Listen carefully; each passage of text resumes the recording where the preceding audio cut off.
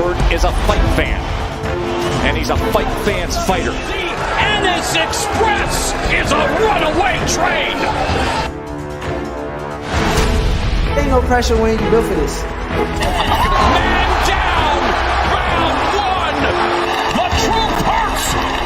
Ladies and gentlemen, presenting the undefeated super flyweight from San Antonio, Texas, Jesse Bam Rodriguez!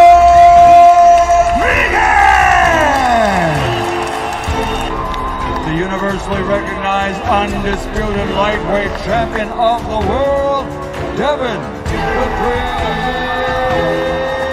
Haney!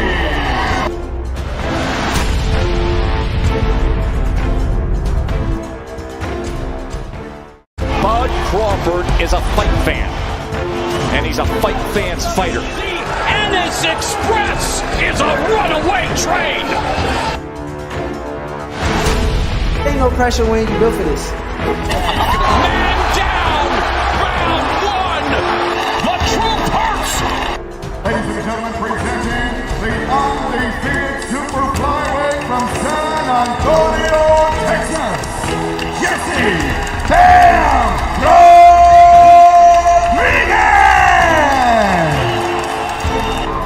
The universally recognized undisputed lightweight champion of the world, Devin the Dream Haney!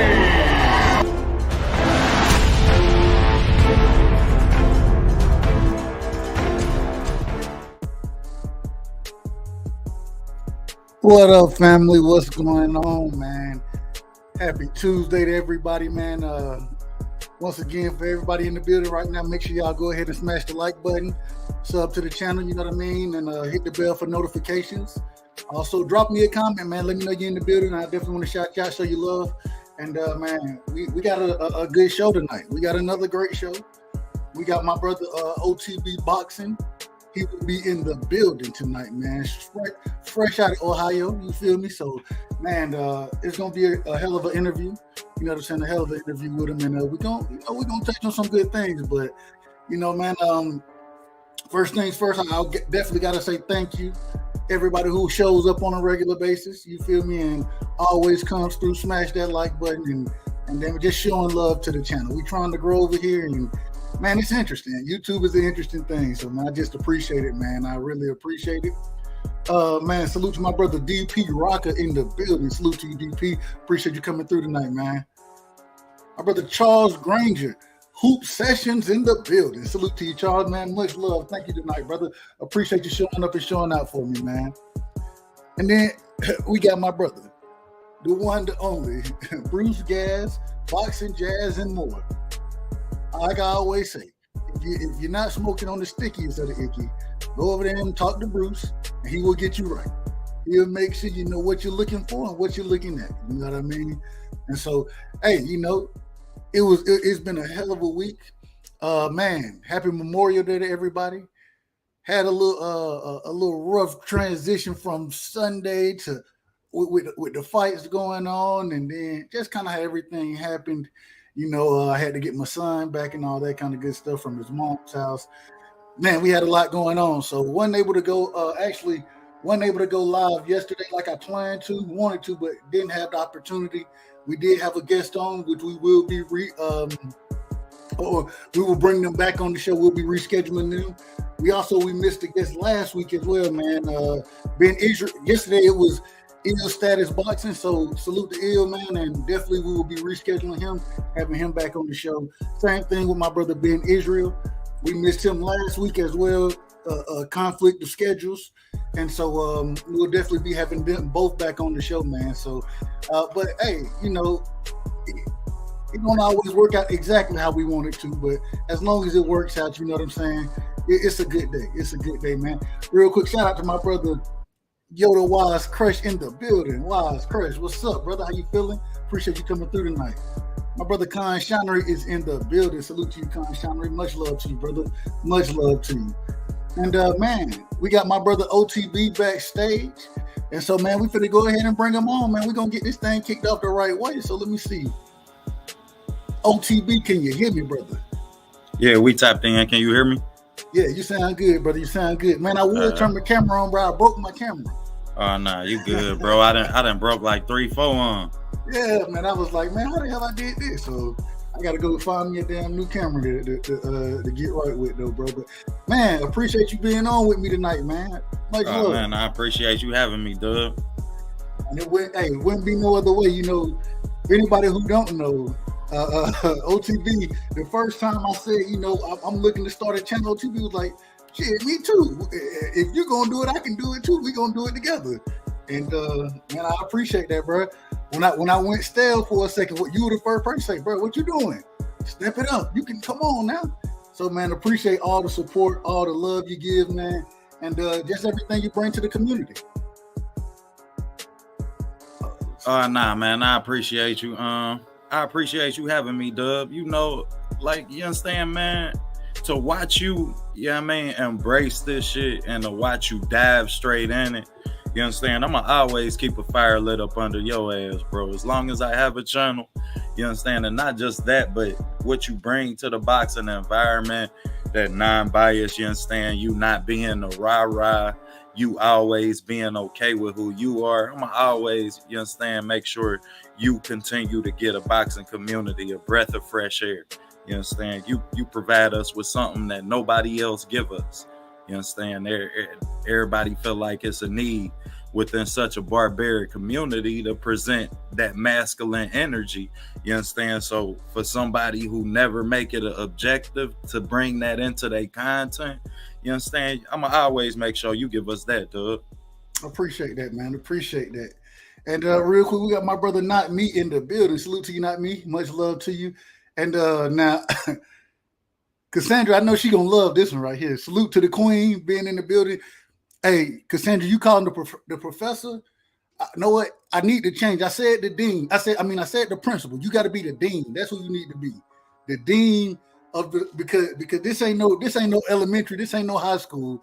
This is college level classes that's being taught right now at the highest level. And so we're going to call you the dean, brother. I'm going to go and change. That's head of the board right there, Queen. Cassandra is head of the board at OTB Boxing School, man. Absolutely, man. So, man, OTB, let's jump into this thing, bro. Let's jump into it. So, like I always say, man, first things I always like to start with where you came from, you know what I mean? Your childhood, how you grew up. Man, I know me and you, we share a Middle Georgia connection. You and Cassandra, y'all share a Ohio connection. You feel me? Facts.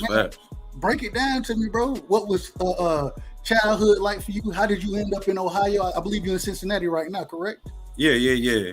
Ohio born and raised, man. And just like, you understand, my family from Warner Robins, my family from Macon, you understand? My mama side from Macon. So, you understand, I'm always being vetted there. You feel me? Like, it ain't a summer that go by that me or my kids ain't going to Macon to see one of my aunts. We ain't gonna touch Warner Robins.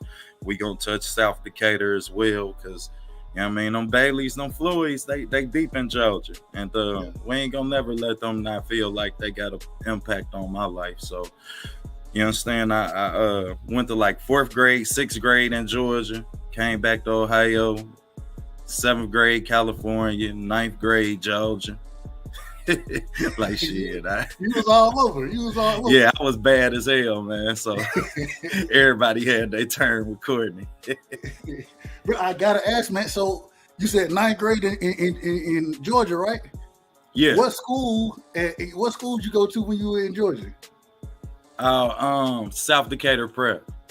Okay. Oh, so you was in Atlanta at that time? Yeah, I went to a prep school down there. Got you. I went to a prep school down there. I went down there ranked like 175 in my state. I came back top 100. Oh, okay. I ain't mad at that. You hoop? Yeah, so Georgia was instrumental in my growth, man. Hoop played with the Macon Braves. I got a grandfather that played for the Macon Braves. Okay. So yeah, man, and then hooping, I come up under Tyrone Hill, man. He went to the same high school as my pops. A lot of y'all that don't know who Tyrone Hill is. He was real instrumental. Basketball player ever. Yeah, one of the best rebounders. You know what I mean? One of the last of the role players. So I was blessed enough to come up under his camp and get a lot of eyes from Bob Huggins. I was the last inner city recruit through Bob Huggins. So that's what's up, man. That's what's up. So before we jump fast now. So man, your sibling wise, did you grow up an only child? Did you grow up with multiple siblings, man? How did that kind of go about for you? Nah, it's 9 of us. I got 4 sisters. The rest, I'm the baby boy of the boys. I got a twin sister as well. Okay. Yeah, so they took good care of you, huh? Nah, actually, man, I was the only one of my mother and my father's kids to really move around like that. The rest of my brothers and sisters, like I got sisters that ain't never left the hood. You understand? In Cincinnati, it's a hood called Madisonville. I got family that ain't never left that hood. Like you feel me? Like they just don't leave. Ain't no reason for them to leave. So I was blessed enough. Yeah, I mean, I ain't see it as a blessing growing up, but I was blessed enough for my parents to really reach out to my aunts down there and really give me an opportunity to see high school from a lot of different venues. That's what's up, man. That's what's up. It seemed like they were trying to at least do what was best for you. You know what I mean? Trying to get you out and to give you the best opportunity they could give you, man.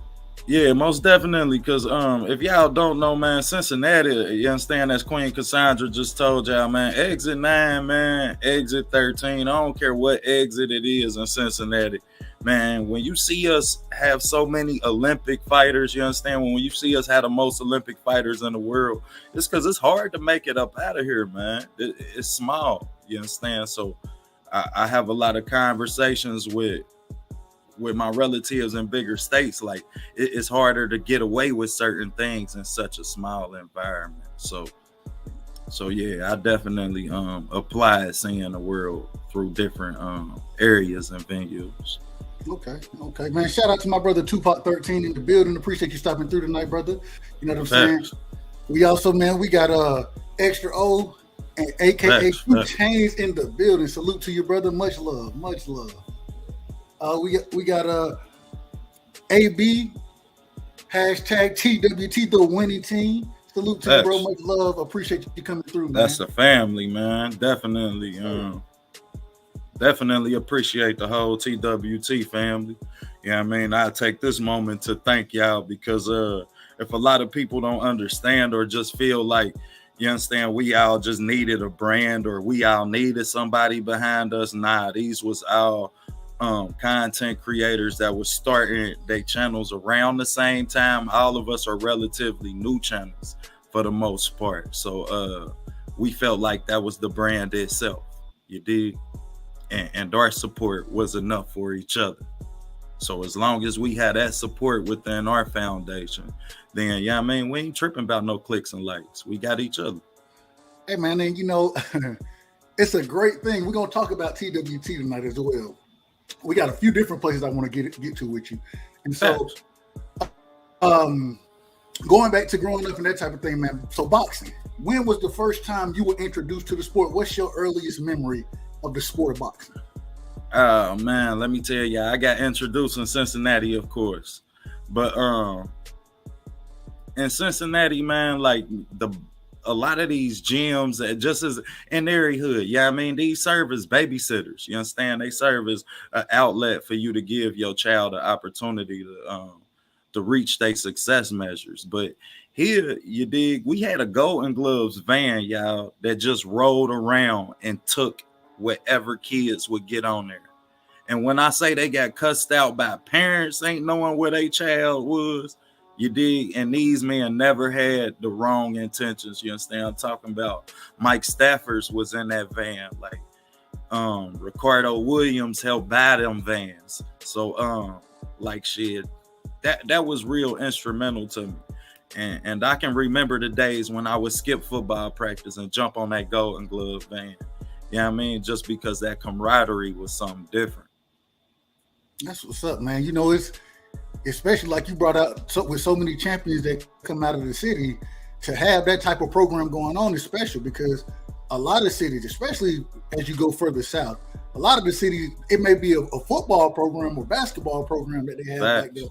But boxing, it kind of gets pushed to the side down here where you got to pretty much you got to know somebody that knows somebody to really get into a good boxing gym, or just to even be looking to pursue that sport. You know what I mean? So, man, that's a hell of a story. I did not know about the Golden Glove van. So yeah, man, it was like 4-5 of them, man. And when I say I remember being in Killer Man games, watching that van pull up, like, you understand?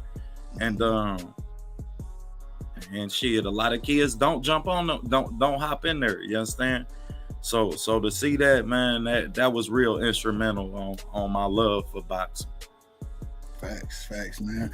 Real quick, man. Shout out to Mad Dog H in the building, man. Salute to you, brother. Appreciate you coming through tonight, man. We got my brother King Styles Production in the building. Salute to you, bro. Much love. And then my brother Mr. Lightning's World. Man, salute to you, Mr. Lightning World. Appreciate you coming through. Hey, my brother Con Shiner, he threw these names out here. What do these names mean to you, OTB? Oh, man, you talking about that's Ohio right there. That's Ohio right there. That ain't even just about the city. You understand? And when let me tell you this, Con Shinery. You understand? Because Cincinnati is the one place that wasn't never embraced. You know what I mean? If y'all don't know, we damn near our own island. We right by Northern Kentucky. When you hear LeBron win his championship, he said this for Northeast Ohio. You understand? So to have my brother Marcus put out into the atmosphere something that would allow the whole state of Ohio to embrace each other and to appreciate each other within this sport. You understand? That's special. And that I always be special. That's why that's a brand that I'ma always push, because I done seen, you understand, this city and these cities fight each other, kill each other, you understand? These fights go deeper than Cincinnati Bengals and Cleveland Browns once you start to talk about these streets. So I done seen it really impact relationships, business, you understand, on more levels than one. So when you throw those names up there, and me being a kid from Cincinnati has a reason to embrace these names other than boxing, you know what I mean? That's huge, man. So if you don't know Sean Porter, that's Cleveland's own. Everybody knows Sean. Buster Douglas responsible for the biggest upset in boxing. You understand? Biggest upset ever in boxing. Ray Boom Boom Mancini. The pride of Ohio. I'm going to say it if ain't nobody else going to say it. That's the pride of Ohio. Ryan Lyles, Michael Dukes, man, them the legends of Ohio. You understand? So, man, words can't express what it mean to be able to embrace them along with the success of the ones from my city. Man, and it's such a beautiful thing to see you do it the way you bring, the energy that you bring when you talk about them. You feel me? I know you and Ohio runs boxing. Y'all get on there and I'm listening. I'm like, I know a lot of these fighters. I don't know all of them, though. I don't know all of them. So when I'm listening, bro, I'm learning. You know what I mean? I'm being educated. And, man, for it to come from such a genuine perspective as yours, I mean, that's why I don't mind. I can sit there and I'll be sitting working and listening because I'm getting educated. You know what I mean? Talking about education, man, you are, in my opinion, right? I'm biased, but in my opinion, definitely one of the most, you're one of the best at breaking the sport down in its purest form, right? I appreciate looking that. At the film and then really just bringing out, okay, this is what's happening in the film, bro. And I know even when I would do before Knockout started the debate series, you know, he had his prediction show. Man, me and you, we probably gonna hop on and talk about the majority of those predictions. Multiple times I would have a thought on a prediction, and then I would still go watch your highlight video or your breakdown of it. It may change my opinion, it may not, but it gives me something else and different ways to look at it, once again, from the purest aspect of the sport. And so now my question to you, what gives you that eye? Is it something you been in the gyms earlier, you know, hopping on that Golden Glove buzz? Is it just kind of how you look at things? What gives you that eye and the ability? Because everybody can't break a fight down the way you do. What gives you that ability in your opinion? Damn, that's a good question, man. Because I love breaking down film, Rightside. Like now that we about to get into football season, y'all see, you understand? I love breaking down film at all extremities of sports. Everything that when they tell you the eye in the sky don't lie, you know what I mean? That's something that always stuck with me. And I remember getting to college and I had a college coach break down my practice film. Dub, when I say we had to break down my practice film, I had a totally different evaluation and interpretation for what it meant to have a film study or a film watch. So when it come to the flowers that y'all give me for the ability to break down the film, that's always appreciated, man. That's on a different level. That's the best thing I can hear from anybody is great breakdown. But when it comes to what I see, you understand, and what I feel like the public should see, that's really what made me start my channel and specialize in film. Was I feel like we can make boxing a bigger sport if we can make the casual fan a real fan by showing him what he looking at. Yes. You understand? Once people know what they looking at, then their appreciation level, salute the key. You understand? Somebody who definitely more than instrumental in me starting my channel.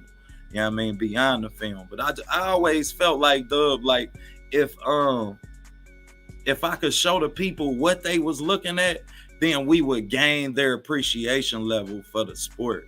You understand? And that's just what it was, bro. But when it come to film, I break down all film. I love that. I coached Little League for 5 years, man. 4 Super Bowls. Man, I just break down film. That's just something I love to do. I love to stop it and then start it and then stop it and rewatch it again and put my eyes through both fighters. You understand? And never have a biased perspective when it comes to it. Man, that's crazy. And once again, like you said, ETB in the building, man. Salute to ETB Keon. Great show as always, bro. Man, like you said. Before you get into your question, man, let me get Key his flyers now, man. Go ahead. Key helped name my channel, Dub. So, yeah, I mean, as I'm growing into deciding what lane I want to jump in, yeah, I mean, when I jump on this highway, yeah, I mean, for that to be somebody who I consider a big dog in this shit, and for him to, yeah, I mean, tell me that I see something different, I bring something to this community that other people don't, you understand, that put my confidence through the roof. It wasn't nothing that no network could tell me that wasn't more important than the day that he told me that. So and shout out to Key, man. Keon, like I keep telling you, I gotta have you on the show, bro. Gotta have you up here. Check your email. It's still one sitting in there for you. Just letting you know. Hey, yeah, because a lot of people that don't know, man, a lot of them, those content creators, man, they stuck through. If they wouldn't have, yeah, I mean, set this stage for us, bro, we wouldn't be able to step into this environment. This wouldn't even be no jungle. You understand? It would just be a couple trees. So, yeah, I mean, for us to not give the forefathers, those who really put the work in, who really, yeah, I mean, did this when it wasn't the popular thing to do. That's some shit I'll never not get y'all flyers for. Facts. And Keon, real quick, salute to you, bro. Appreciate that right there, sir. Yes, sir. Y'all gonna do big things. Hey, that's a fact. Just like you doing big things, bro. And that's what makes it so beautiful, seeing what it could be as far as what you built over there. But we're gonna get to that one day. I hope we do. Facts. That's the motivation. That's the motivation, bro. You understand? Every day that he goddamn it open his platform. That's the motivation that one day we get to that point where we bring somebody on where we could set the breadcrumbs for them. You feel me? Like, and these doors is being opened in more ways than one when you talk about a Blue actually promoting the fighter and us having an opportunity as a community to make sure that that's a successful venture and the door that's open for us. You understand? And it's gonna be successful. Brian Norman Jr. is that guy. Yeah, so of course. It's all working together. You know what I'm saying? Facts. And that's the beauty in it. The synergy of everything that's being built right now, from the high level to the bottom level. You know what I'm saying? The way it's all starting to fall together is shit might be epic, bro. It may be epic when you really start to think about it. Yeah, so, most definitely. Keeping it on topic real quick though. Cassandra said, "Man, what little league team did you coach, OTB?" Come on, Cassandra, you already know Hilltop Hawks. I coach football? Hilltop Hawks, man. Yeah, football. I coach football, Hilltop Hawks. I coach basketball, Friars Club, Catholic community. You understand? Real known up here, man. They done gave us a lot of talent. When you talk about a Darius Baisley that played for Oklahoma City, Princeton graduate, went to my alma mater and high schools. You talk about the likes of Keith Johnson, Eric Daniels, you know what I mean? Just the list just go on when you talk about talent that came out of that venture, that little league team in Cincinnati, man. But yeah, I coached little league for about 5 years, man. Hilltop Hawks. Hey man, I used my boys out graduating this year, Dub. I'm crying. Every Friday night, man. They graduating from high school. The team. Oh I coach, no. Man.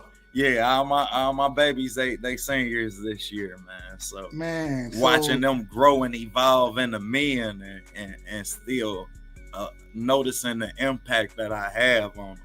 You understand? I still have parents that come up. You still coach. Man, I'm still coaching. I'm still breaking down film. You understand? I'm breaking down film for them when they don't know it. I'm texting them, hey, keep your legs up under your hips. You breaking down too soon. You understand? You watch the outside shoulder when he get out, when you need to get containment. Watch that outside shoulder. He'll never juke you. You understand? So set yourself up, right? Yeah, man. So they're my babies, though, man. So you were a defensive coach. Actually, I was an offensive line coach because I was starting off. So I preferred when it come to coaching, you know what I mean? I feel like you can only progress talent. You understand? You can't coach. You understand? I feel like I want the kids I want the big boys. I want the big boys. I want the kids who don't know if they love this sport, so I can give them reasons to. I want the offensive line because everything starts from the offensive line. You understand? And everybody can't teach blocking. So when it comes to certain things about it, you know what I mean? But at heart, I am a defensive coach. You understand? I run my defense. So and it's crazy. I've been a little league coach for, let me see, I coached for 4 years. But Dub, all my coaches get to run practice 1 day a week. You know what I mean? We practice 3 days. I have 3 coaches. So everybody gets their day to run practice in the setting that they want. So ain't no head coach, ain't no offensive coach, ain't no defensive coach. We all have one priority to put these kids in the best possible situation to be successful. You understand? Regardless of position, time, play, any of that. Yeah, I understand it. I definitely understand it, and that's the best way to look at it, especially with them being so young and having such pliable minds where you can damn near teach them anything at that point in their young career. So no, I definitely understand that. Definitely understand it. And man, salute to you. That we need more people like you getting into the community. If you're not in the community, anybody listening, bro, get into your local community because that's where everything takes place. You know what I mean? That's where you can really make the change from. Man, you ain't saying nothing, Dub, till you saying the kids say, I want to play for you. I want to play football. I want to play for you. my best coaching story. So we were always able to evaluate talent really well. And, you know, I could always say, I just need these certain skill sets and then I can build you into whatever. We had one kid, man, and I'm going to tell you, he was awesome. Skill-wise, he was awesome, right? Right. The worst attitude you've ever seen. The worst. That's the guy I want right there. Why? Is because now that attitude, I need you to have that attitude. But damn it, I don't want to break you, but I'm going to build you. You know what I'm saying? I'm going to build you in a totally different way. And we were able to do that. It was funny because he should have got drafted much higher than he did. He didn't because the other coaches didn't want to take that up. They didn't want the headache. And I was like, give me that guy. Please give me that guy. And believe it or not, man, that's something that's common, not just within sports, within our culture. You understand? I believe that talent provides you with a certain attitude, a certain flair. You understand that just you being the best, just you knowing that you good, provides you with that. So yeah, I mean, I don't know. It's just my coaching aspects from me as a person. I just would rather coach the kid who not too familiar, the kid who I can help grow to love this sport, versus the kid who got talent, so he has all the reason to love it. You good? Hey, and I agree with you. I do agree. It's those sore thumbs though that have that talent that aren't coachable for everybody. Those are the kids that I love, because I see the most out of them when they come and say, when they say, Coach Wright, I just appreciate you and thank you. And I'm sitting here like, right, but you was ready to cuss me out at the beginning of the season. You know what I'm saying? But right, like we got into it all season. Like but then he sees the progress. He wins the championship. You know what I mean? He was able to contribute in multiple ways to winning that championship, offensively and defensively. Cassandra, hold on. Cassandra, I'm from Exit 9. I went to Bramble, Anderson Place. Don't get it twisted, because I went to Princeton. I came back from Georgia and went to Princeton. And I got a check for going to Princeton. Don't get it twisted. Now, I'm from Exit 9, 63 years. Homer Avenue, Chandler Avenue. Salute to the great I got brother. Love for Uptown too. Don't worry, yeah, man. We love Uptown too. Salute to the great brother. Get this smoke. Great job last week on your debate. Facts, Smoke. I was highly impressed, Smoke. I ain't even gonna hold you, man. We know you got a raw shake, man. Yeah, everybody don't get to shoot the fair one all the time, but you know what I mean, you ain't get jumped, and you held your own. Hey man, what he called out that you love, bro? Oh, the rhythm step. The rhythm step. There we go. The rhythm step, man. Y'all know that touched my heart, man. Whenever we get to talking the ethics and the science of boxing, you understand? Like shit, man. I love that right there, man. And I'm blessed to say, thanks to the other forefathers and the film community, they just gave me my flowers recently. So, you know what I mean? Salute to y'all, man. Us film guys gonna always stick together as well. Hey man, I love that. You should definitely be getting your flowers right now. Like I said, you doing it at a very high level for you to have the support already from the different organizations as well.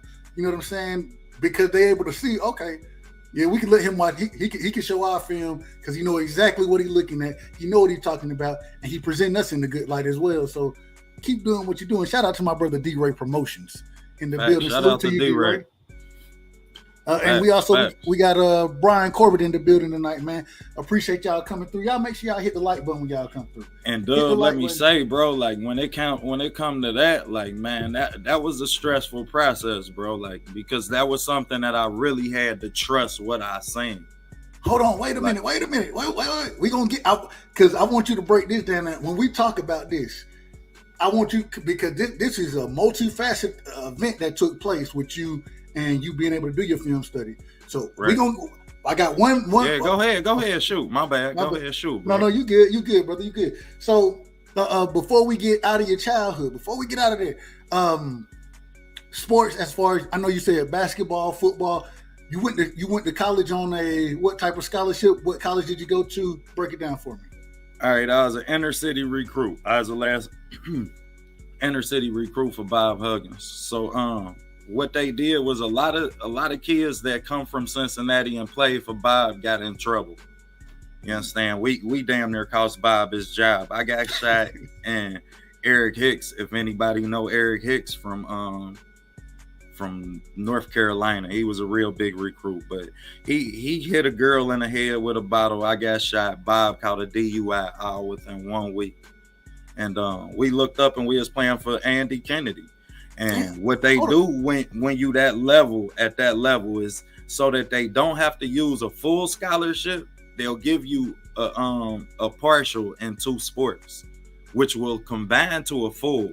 And they'll tell you that this is what we gonna do. So we don't have to use a full scholarship and you still available for play. You understand? In both sports. So you'll maintain the likeliness to be drafted in baseball and you can still be on the court in basketball. I have heard of them using dual scholarships, as well as grants, and just they do a lot of different. And they throw that grant money in your pocket to get you to do it. They throw you that grant money in your pocket. Slide it straight in and make sure at least you ain't got too much to worry about. You know what I'm saying? As far as, hey, it is what it is. And Bob Huggins owned a Lexus lot. If you was a full scholarship athlete for Bob Huggins, you got a Lexus. If you was a McDonald's All-American, you got it fully equipped. Whew. Okay. Well, you can't say that too loud. They be done taking it back then. Shit. Everybody was doing it. Man, ain't no secret. It's like, shit, it's 2022. You got kids who signing real live $1 million contracts to go to college. Yeah, the NIL is real right now, bro. It's real. Nah, D-Ray, I played third base. I was a third base. I played that high corner, D-Ray. It come to baseball. The fast corner, bro. I don't know how you do that. Put me on that corner. I love that corner. Love that corner, man. You got to stay in tune with the whole game. You understand? You watching the type of pitch so you can know how it's gonna come off the bat. You watching the batters, whether he's behind, late, on the pitch. So at every point, you understand, every pitch is important at third base. You got to watch every part of the game at third base. You watching the catcher to see what his release is, and that's who's helping you time the pitch. You understand? So I love third base because you got to watch everything at third. That's a fact. I always played first base. Being tall, long, they'll put you on first easy. You know what I'm saying? The only problem is I was right-handed, but at the same time, hey, it is what it is. Man, as far as since we got into it, how long did you play baseball in college? And you were at Cincinnati, correct? Yeah. And so, did you play baseball there as well? I know that you. I got shot my freshman year in college. I got shot my freshman year. I literally. Freshman year? Yeah, I got shot my freshman year. Oh, okay. So what happened? So I signed to go to UC and in May, graduate on campus, leave the graduation, go to my dorm. 3 weeks later, I get shot. Hit my tibula, my fibula, and my confidence just never recovered. I got a scholarship to go to school in Scottsdale, Arizona after that. Florida Atlantic first. Florida Atlantic actually came to court, took me under, said they was going to watch out for me, everything. But my head wasn't right after that. My confidence wasn't right after getting shot or none of that. So I ain't never even get to put on the Jumpman suit.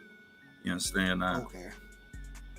And then we cost Bob his job. So, we all had a personal guilt and a illegitimate respect for Andy Kennedy. Like, nobody wanted to play for him. You ain't supposed to be here.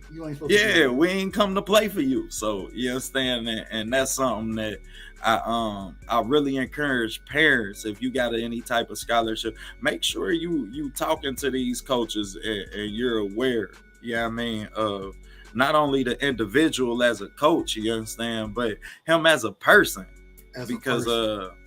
because that's who you entrusting with your baby. You understand that? That's who you entrusting with the likeliness and the happiness and the security of your child. So, as a lot of you parents and a lot of us pushing our kids throughout these measures with these dreams, let's be understanding of what's also coming with them.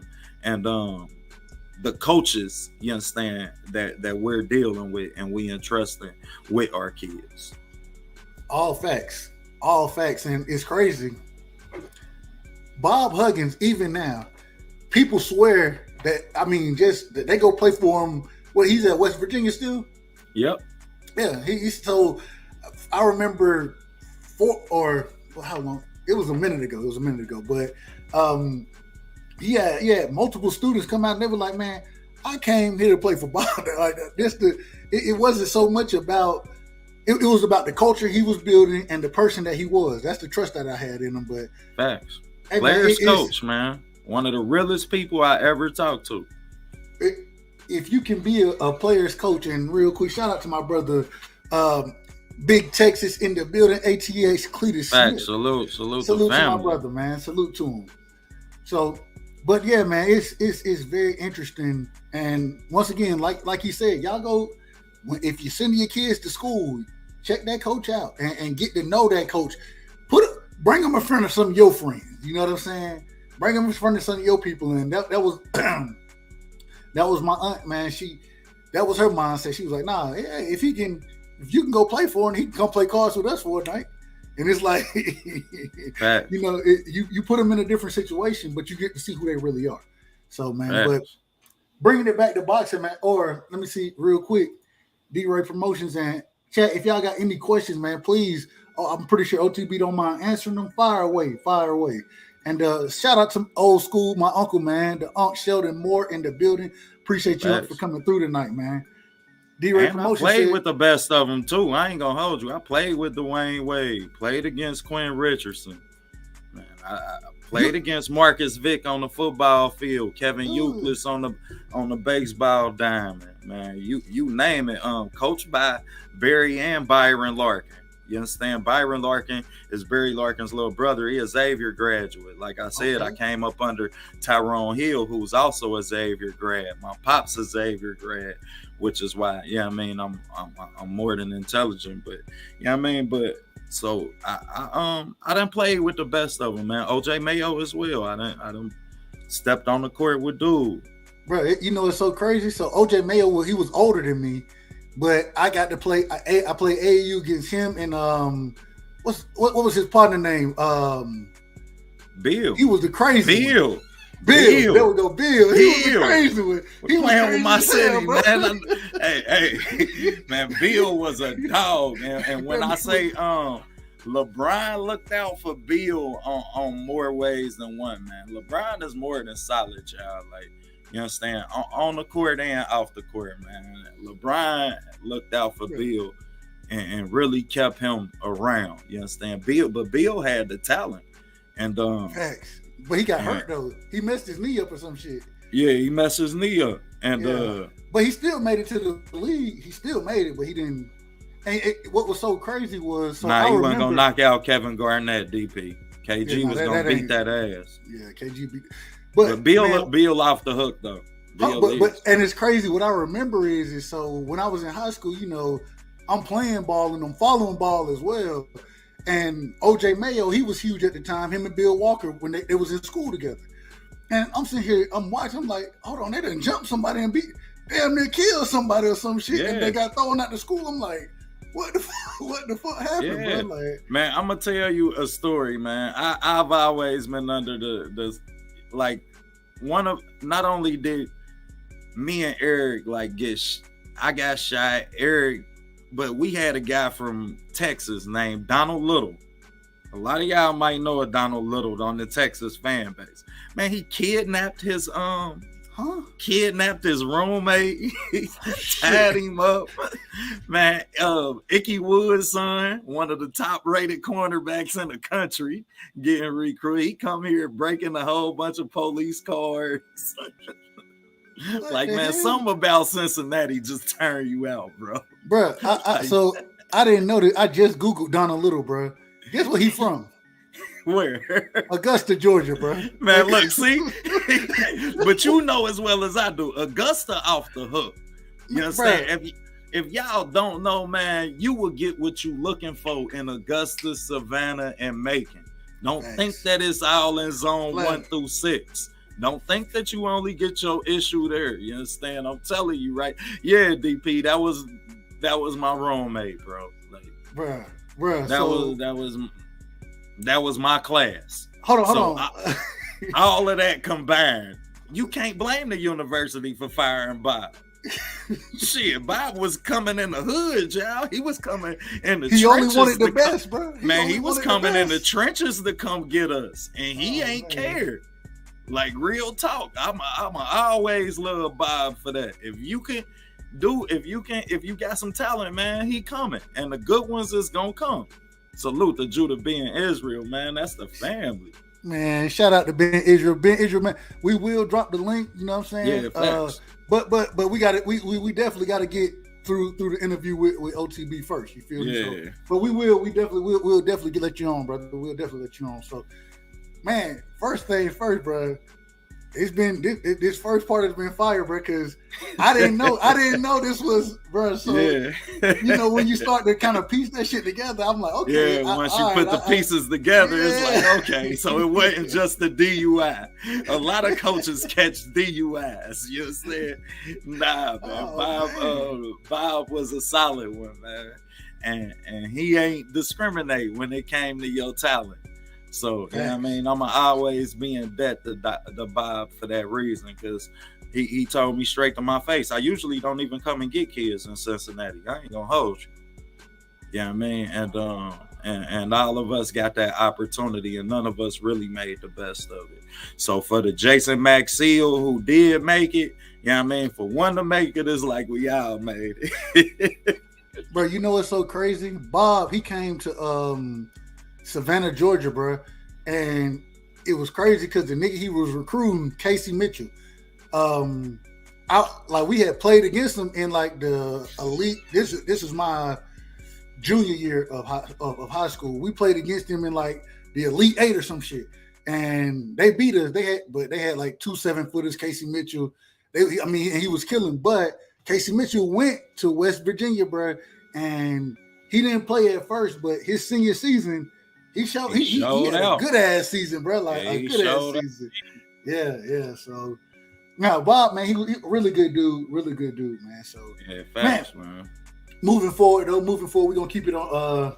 We're gonna keep it on you and what's going on. So now we get to the part. You feel me? We done talked about kind of how you came up, but put you in love with boxing. Talked about your childhood and you growing into a man as far as college goes. So now. Get into some of this YouTube stuff and the boxing stuff. Man, so you were going to break it down earlier, but I told you, hold up. For you to be able to break the film down, you had to go through a process, right? You had to deal with the different promotional companies because a lot of that film is copyrighted, and they'll shut your channel down for it. Break that process down, man, and how did it happen? What was the process like going through it? Was it the same with every company? And just the willingness and the will you had to stick it out and say, damn it, I'm here for it. Let's make it happen. Break that whole thing down for us, man. Well, yeah, I mean, I had to believe in what I knew. Yeah, I mean, I had to believe in what I knew. First off, regardless of whether they was gonna prove it or not. And then second off, I'm like, well, you understand, it's definitely a want for the articulacy to be able to present to the fans what they're actually seeing. You understand? And then you had the process of it being accepted and denied. This was one of the most stressful processes within me becoming the channel, because whether it was accepted or denied, I had to continue to have faith in what I was able to present y'all. You understand? Look, I'm blessed enough to say that for the most part, since once I was approved, I was approved. Yeah, I mean, for the most part, I ain't never really have to continuously ask for these to be approved. Once they was. But the process, like, man, I had to believe in myself when even they did. When even they denied, you understand, my first 2-3 videos. And I'm like, do I really want to do film? And everybody like, man, if you make it 10 seconds, you can. I'm like, man, that ain't going to give the people what I know they want to see. Like, I can show them something, but I can't break it down in 10 seconds. So, like, man, that was stressful, Dub. I ain't even gonna hold nobody when I say, man, that faith that I had to have in myself was different. And to have a Keon who have a channel, to have, PBC reach out and be like, bruh, we like what you doing. To have a ESPN say, we appreciate what you doing, you understand, man, that solidified, You know what I mean? That confidence that they gave me in my purpose and me being able to break down film and present it to y'all. Like, man, ain't no words on that. So was it stressful? Hell yeah. Are we appreciative of the acknowledgement that we get from these higher ups? Yeah, but do that make or break what we know? Hell nah. That's given to me by y'all. Shit, y'all give me them flowers. They don't. All they do is make it to where I can get some point of it. You understand? But for the most part, shit, y'all have a want and a demand for that as a product. So as much as I appreciate it, don't never get it twisted. That shit start with y'all. That shit start with the people who like it. That shit start with the people who comment on it. And that's who we do this for. It's crazy you say it, because that's all facts from my perspective. But then when you break it down from your perspective, you said that, yeah, the people told me I can do it in 10-second increments, but it ain't giving to the people what they deserve, damn it. And so if it takes me to go the extra mile, I'm gonna go the extra mile for the people. You feel me? That's a special mindset to have. It's a very unselfish mindset to have. Although, I'm part of the boxing section, Cal. Don't get it twisted. I'm part of the boxing section. So when you see that TBS right there, just know I consider OTB the T in TBS. You feel me? Oh Lord. OTB, watch out for this next one. Shout out to my brother Kyle, TBS in the building. If y'all not subscribed to the boxing section, make sure y'all go over and sub to the boxing section, man. All right, OTB, I'm gonna throw this one at you, and then I'm gonna get back to what I'm talking about. Go ahead. You ready for this one? There you go, right there. There you go. Shoot. TWT don't want no smoke with Ben Israel.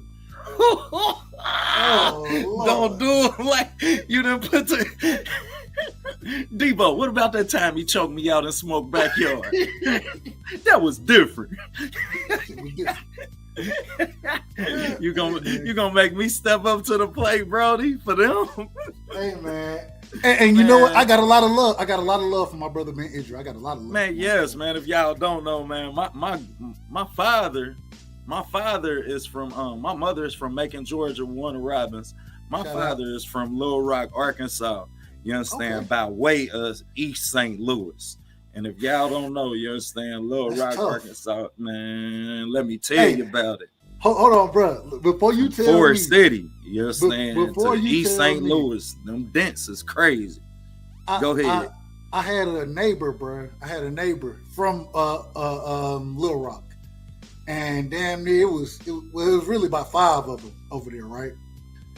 And nigga, we'll sit there and smoke, and they'll be telling me stories about shit going on. I'm sitting here like, man, Little Rock. And it ain't like, just red dirt. Let me tell you, boy. Man. It ain't just red dirt. And bro, I didn't know it went down like that in Arkansas, bro. And yeah, it was like, and then they was like, we right there from Memphis, we right there from St. Louis. We right get across around, the bridge from Memphis, across the bridge from St. Louis. And I'm blessed enough to know both sides of my family, man, like 7 generations back. Like, man, I was always on punishment, so my grandma's made sure I knew how we got where we got to. And we a family of bootleggers, you dig? So we still got some pickle jars in the basement. Like, hey, look, you got it how you live back then. Man, we come from that. We come from that. Salute, R. West. But yeah, man, I just wanted to give y'all some what St. Louis mean to me, man. I had a lot of summers I went to St. Louis. A lot of people, a lot of my cousins was making me knock sticks off people's shoulders when we got to St. Louis. I'm gonna take you back to that. So, man, it come to my love for St. Louis. I took my first ass whooping in Little Rock. So I will say that, man. I got beat up my first time in Little Rock. Y'all remember that first ass whooping? Yeah, everybody remember that first ass whooping. And if you ain't got one, you ain't been in enough fights. So, shit. Man, hey, man East St. Louis, R. West, East St. Louis. And shout out to my brother R. West. You feel me? Much love to y'all. West. Appreciate you coming through tonight. Being Israel, bro, you can't come with all this the unnecessary smoke right now. Unnecessary smoke, bro. That's how you feel? Well, we gotta say it. So what? T, be free, just do. Nobody from TWT won't smoke with. Hey, Ben, let me dig my ditch. Let me dig my ditch. Let me holler at the family, man, and make sure you dig, because I know you ain't came at them with this type smoke, Ben. If you came at them with this type smoke and they still let you walk away without a date in hand, pencil me in, bro. Pencil me in. But I'm telling y'all, this body I'm about to give out tomorrow gonna be mean. It's gonna be in thesis presentation format. Hold on, wait a minute. I got to show y'all I done went to college before. Is it tomorrow? It's Thursday. Oh, it's Thursday. Thursday. My bad. Thursday. Okay, Thursday. No, man, and I'm gonna tell you. So I'm not getting into the topic. I'm not gonna get into the topic. I'm not gonna let you. I'm not gonna allow you into this topic. I apologize. Only because you got to debate. You good, bro. Unless you want to go ahead and put some things out there, I think that you, and for what it's worth.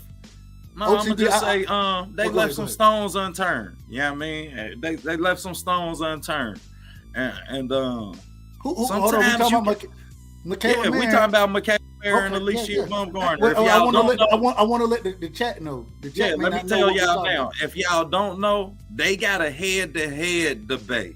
You dig? It's damn near a head-to-head, back and forth. Bro, it's on Top Rank site. Go check that out. Make sure y'all watch that before y'all sit down at the debate, because Alicia a fighter, and she left some stones unturned. So I mean, I'm gonna run down memory lane for y'all and give y'all, you understand? Before you do it, let me stop you. Shout out to my I ain't brother. About to run it down now. I just was giving you it. Okay, I'm just giving you a preview, man. I'm gonna run it down memory lane for y'all for the debate, though. Shout out to my brother, Exclusive News Insider, bro. If y'all need any type of videos done, I don't know if y'all saw the intro tonight. The intro for my show, the intro for it's the intro and the outro. We were probably gonna do anyway. That's a whole nother story. Regardless, man, we gonna give him his flowers, because that's somebody who real instrumental within the boxing community too. You understand? When you talk about the way that he offers time, the way that he offered, his talent and his gifts to us to help us do better. You understand? How many people can say they gonna offer something that they have to you to help you do better? And he's a boxer.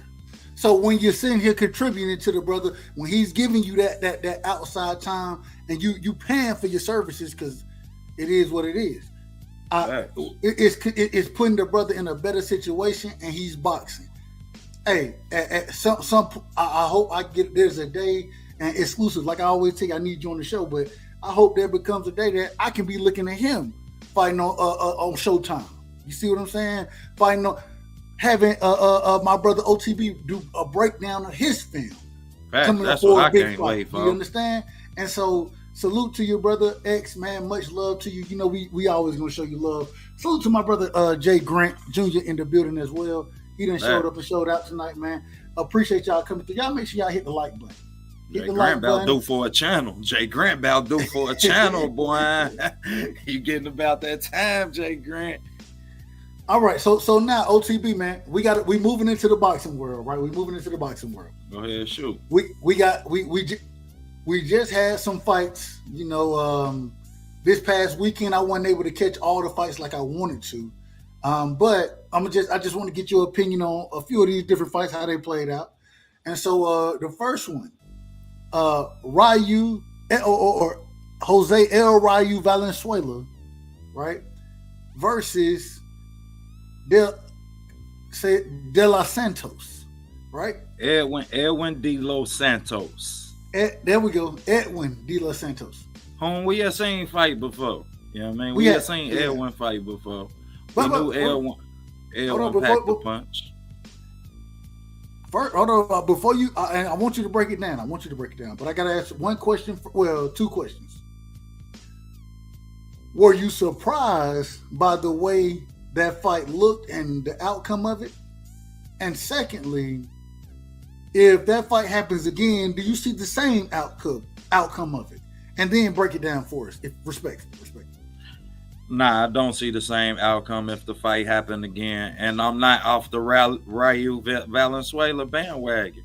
You know what I mean? We see how fighters deal with success. And unfortunately, we seen how Ryu was dealing with it. You calling out Pitbull Cruz before the fight. You got every fighter in your mouth. But who you fighting? And it don't beg the question. It don't beg me to ask the question whether you look past your opponent, whether you underestimated your opponent, because in the press conference you diverted all of your statement towards Pitbull Cruz. So it was obvious to me, pending the performance that you had. Yeah, I mean, that was obvious to me that you looked past Edwin De Los Santos. That's a damn shame. And you bring up a good point. Whenever I see fighters get up there and talk about everybody else but the individual they're facing on the week of their fight, it brings questions. Are you overlooking that individual? And we got to take accountability for that, right side, because every time we mention Tank, we mention, or who we want to see him fight, we mentioning Ryu Valenzuela. And what has he done to put his name in that sentence? Now you know I disagree with this. So it ain't every time, but when we mention fighters that we would be okay with seeing Tank fight, Ryu don't come up on that. Okay then. However, Ryu has not done anything to provide us with the inclination that he should be mentioned in the same sentence. Agreed. And we have to take accountability for hyping his head to that extent. You understand? Not only do he have to take some, but we do too, because we cover this sport. And we done covered this sport long enough to know that 4 punk ass knockouts don't get you to a title. It don't get you in the ring with the best. Real quick, man. Shout out to my brother, Mr. Lightning's World. He said, the El Rayo loss was a shocker for me. I thought he had a few more dubs in him with the boxing glove. I'm not going to say I was shocked. Don't give up on Ryu. Don't give up on Ryu. I wasn't shocked. Before, and that's why I told you I missed the prediction show, because this is where we could have brought these things out earlier. But the one thing I worried about, man, De Los Santos, he's been a hell of a fighter. We've seen him fight multiple times. He's a hell of a fighter, and this was prospect versus prospect.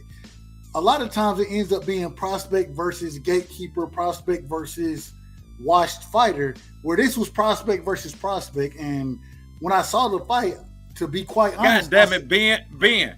Hold on, wait a minute. Name the topic. Once I dust Jay West off once I dust his ass off. Come on, you next. Now we gonna have 2 battles on Thursday night. Now we gonna have 2 debates. Shout out to my brother Skills from New Orleans.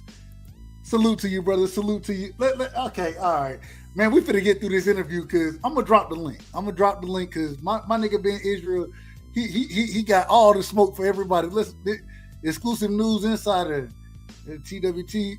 Come on, man. Ain't nobody no bitches around here, bro. You hopping in the ring after I get done. Once I throw Jay West's ass in the ditch, I'm gonna start digging yours tonight or tomorrow night when we pick the topic. Yeah, I mean, I'm not gonna take this. My brother R. West told me, he said the show done got away from Rightside. God damn. Man, shit. God damn it. Ben knew what was gonna like my fire. That's why he kept going.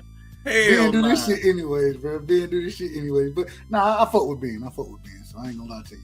Hey, OTB, moving forward. Man. He family to me, god damn it. So now we gotta get to the what do you think about the Ortiz versus Ruiz? In my opinion, I missed the actual fight the night of, but I got a chance to go back and watch that fight. I don't have much to say, just to be quite honest. I'll let you go ahead and elaborate what you saw in that fight. Did it happen the way you thought it was going to happen? Of course. Yeah, man. When you think about the display that King Kong Ortiz just gave us in January, he lost all them rounds to Prince Martin. Don't get it twisted. Prince Martin was whooping his ass, and Prince Martin was out of shape. You understand? It was the same Prince Martin that we watched in preliminaries before this fight. You understand? Look horrible. So to watch Andy Ruiz have some type of success against him, I wasn't surprised. Friday on ETB, I think me and Keon might have been the only two that picked Andy Ruiz big ass. Really? So yeah, real live. Everybody was rolling with King Kong going into that fight, and you give them good reason. You understand? Based off of the history of both fighters, he too fucking old, bro. He was too fucking old. Well, I agree. They'll tell you he 43, which means he probably 73. All I'm saying is, at the end of the day, we knew, in my opinion, I picked Andy Ruiz to win that fight, and I'm like, bro, he just ain't got enough, bro. He ain't got enough. He too old. Well, as much as I agree, Doug, you know what I mean? Andy Ruiz ain't really gave the people a reason to say that we should bet on his ass either. Agreed. Pizza boy. Pizza boy. What happened to the six-pack? Pizza boy. Quit editing them goddamn pictures. Any grown man that edit pictures, something is wrong with you. He was fat as hell coming into that damn fight. You missing some masculinity that provide us to be okay no matter what our appearance is. That's a masculinity trait. That's testosterone. Once you start editing pictures and old weak ass shit, you missing some. OTB, I gotta go backwards. Real quick for you. Bro. My bad. You good. You good, Shoot. Man. You remember, it ain't never your bad. Listen, Shoot, man. Nah, but you know how we get, man. We got to go back real quick. We got to go backwards. The Usyk versus AJ fight. What did you think about that fight? Did it play out the way? And I for the people, anyway, did it play out the way you felt like it should have played out? What's your critiques of that fight? Who'd you think won that fight? And did it all play out the right way? What's the next move for both fighters? That's a lot of questions. God, well, damn. I did feel like it played out. Nah, it really wasn't. I did feel like it played out the way that we thought it would play out. However, I was impressed with Anthony Joshua. I do feel like we would see the best Anthony Joshua coming off 2 camps with Robert Garcia. Some of the things that we seen him improve on, he just got out the way of once he started losing. You understand?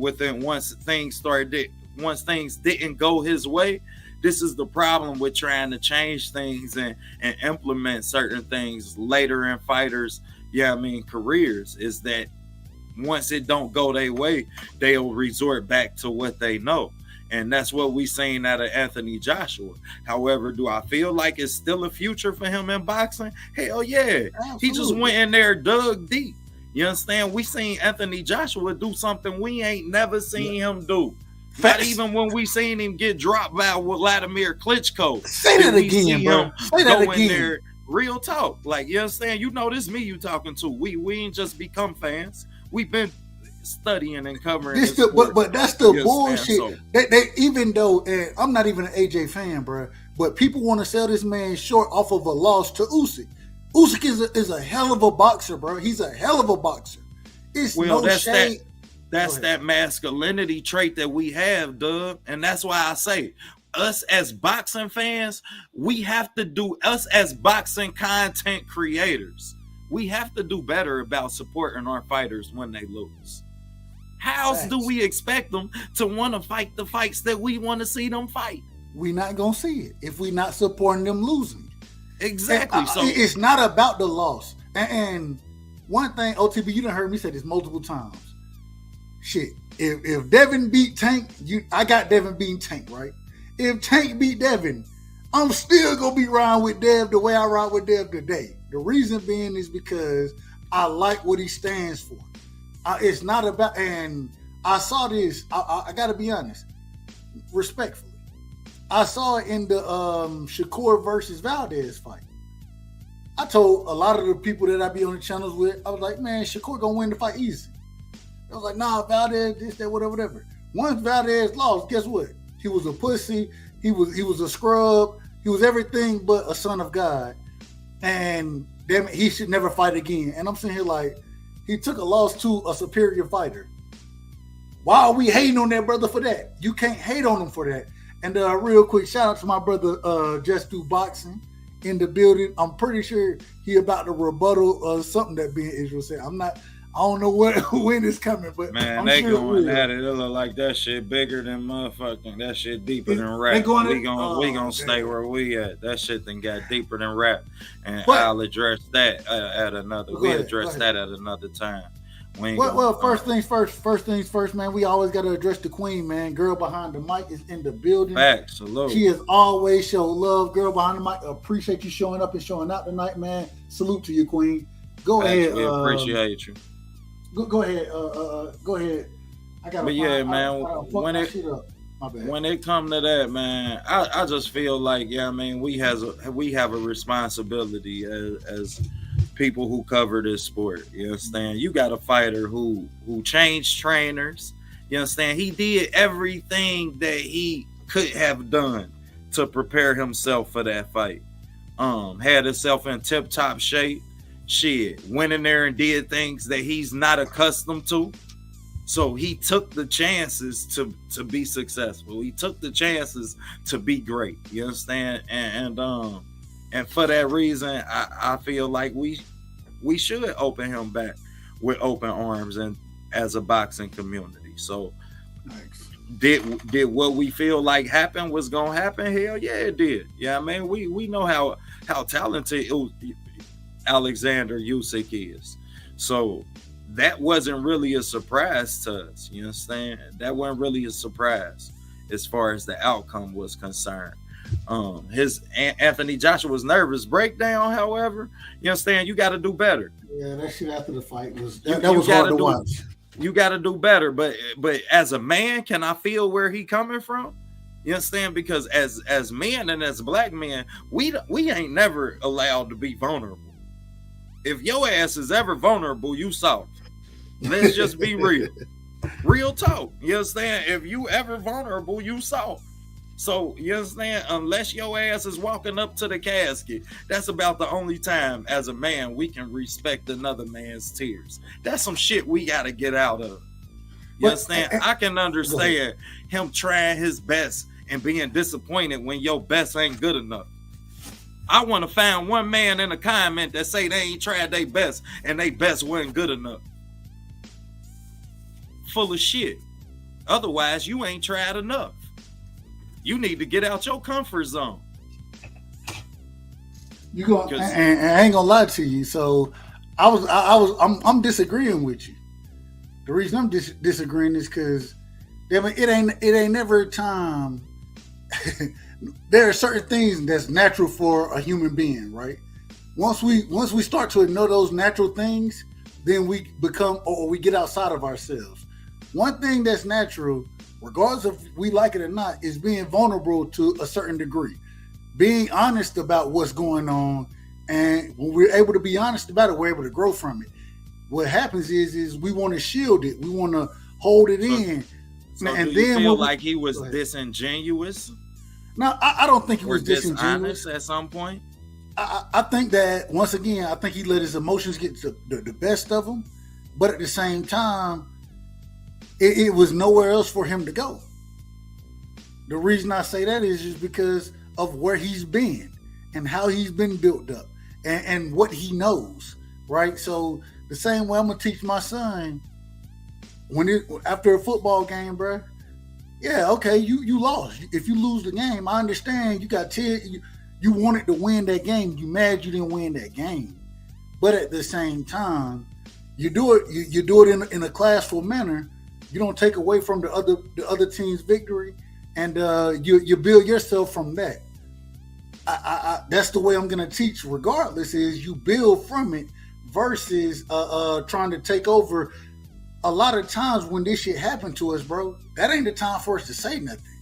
The reason that ain't the time for us to say nothing, even though we want to say something, we want to show our mindset of where we're at. That ain't the best time to show your mindset of where you at. Well, I agree with you, Rightside, and you did handle it the wrong way. However, we men. But I'm not mad at him. He allowed to fuck up. Like, yeah, I mean, we got to get to a point where we like, okay, you understand? I get it. but I can feel where you coming from. No, I can. You understand that I feel like the boxing community was highly disingenuous in that. You understand? Because it wasn't enough people who said, damn, I know how he feel. But I know how it feel to try my hardest and it ain't enough. But the original was he real enough? Was he real enough with himself and with Usyk, bro? You can hear him saying, hey, you beat me off skill, bro. You are the better man. I worked hard for this. Better than me. Yeah. I worked my ass off and you still beat me. Facts. Like shit, that I don't know, man. And all I want to say is I think that that the original thoughts on that situation, right? The original thoughts, the thoughts that came just off the top, you know what I mean?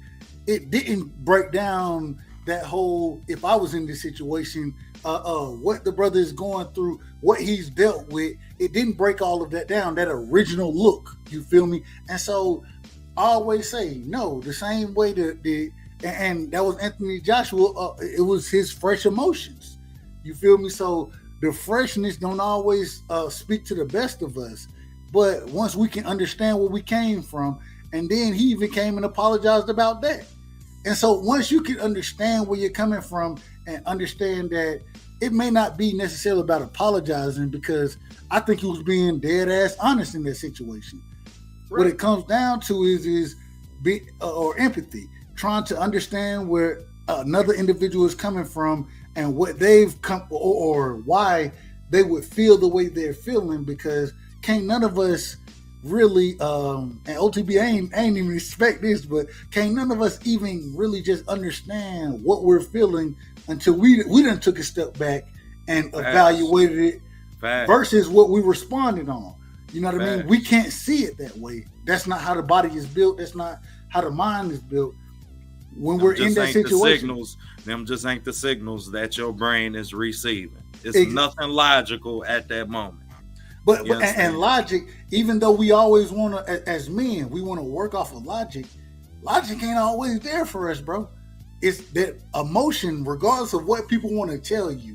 Everybody gets emotional to some degree, and you act off of those emotions. And when you do it, you may not act the way you want to. When you look at it logically, you know what I mean? You may want to change what you did, but the problem is this: you can't change it. Now Jay said it best. Men don't act off emotions. That's a female trait. Is that true? Of course. Is that true? No. Do men not act? Do men not act off emotions? Well, of course we do. That's human nature. So is it true? But this thought process that we have within our culture is different. You understand that men ain't allowed to act off emotions. That men have to suppress these emotions, that our masculinity have to allow, that we lose some masculinity if we provide these emotions, you understand, any leeway. But then it comes back to logic. But ultimately, I don't mean to cut you off, but then it comes back to logic. If you're going to be logical about it, then you have to say, damn everybody I know done did this shit. And so now, because he did it, I need to look at him logically and understand that he wasn't he wasn't using logic at that moment, the same way I've been in that situation. It happens to all of us. Exactly, and that's the understanding that I expect us to have as a community would lead me to say that. You understand? Was he right for how he did Usyk? No, but now I need Usyk to have some masculinity nuts like you just had for 16 rounds and beating for 24 rounds that you whooped his ass. I need for you to have some masculinity and you grabbing your damn belts, not allowing him to have a tirade in your moment. Not allowing him to openly disrespect your friends. But allowing him to do all of these things that, you understand, you allow him to do. But when he does that, now it creates a whole nother situation. If he reacts emotionally, which he didn't, he reacted logically. Okay, he throwing shit out the ring. I don't know what his mindset is. I'm gonna stand back and I'm gonna just look at this logically. I can't do nothing about the way he reacting. And when it's all said and done, he gonna be mad he reacted this way. I'm not gonna play off of that. What I'm gonna do, I'm gonna let him do him, and then I'm gonna go ahead and take what's mine. Why? Because logically speaking, when we look at the situation now, what we say, Usyk, what was? Would you prefer him to go in and start snatching belts and trying to scuffle? And what else was he supposed to do? Logically speaking, own your moment. Own your moment. Oh, own your moment. When you lost the first time, it wasn't about you winning. It was about Anthony Joshua losing. Now the second time, when you earned your moment, when you earned your space, when you earned it's time for you to talk your shit, you allowed that man in there to have that tirade. Kids do what we allow them to do. Men do what they want. Now, when we look at it, I'm sorry, Dub. And my no, you good, brother. You good. I love it. I love the different perspective. You ain't taking that from me. Keep clicking OTB. Hold on. So personally, I feel like you allow him that space to have that tirade. Just like a kid that you tell no and they throw a temper tantrum. You allow the temper tantrum. You understand? So hell nah. As much as I ain't saying that I give Anthony Joshua sympathy for having I ain't throwing him no pity party neither. You understand? But I'm saying that at least you dropped your nuts. At least you dropped your nuts within the loss.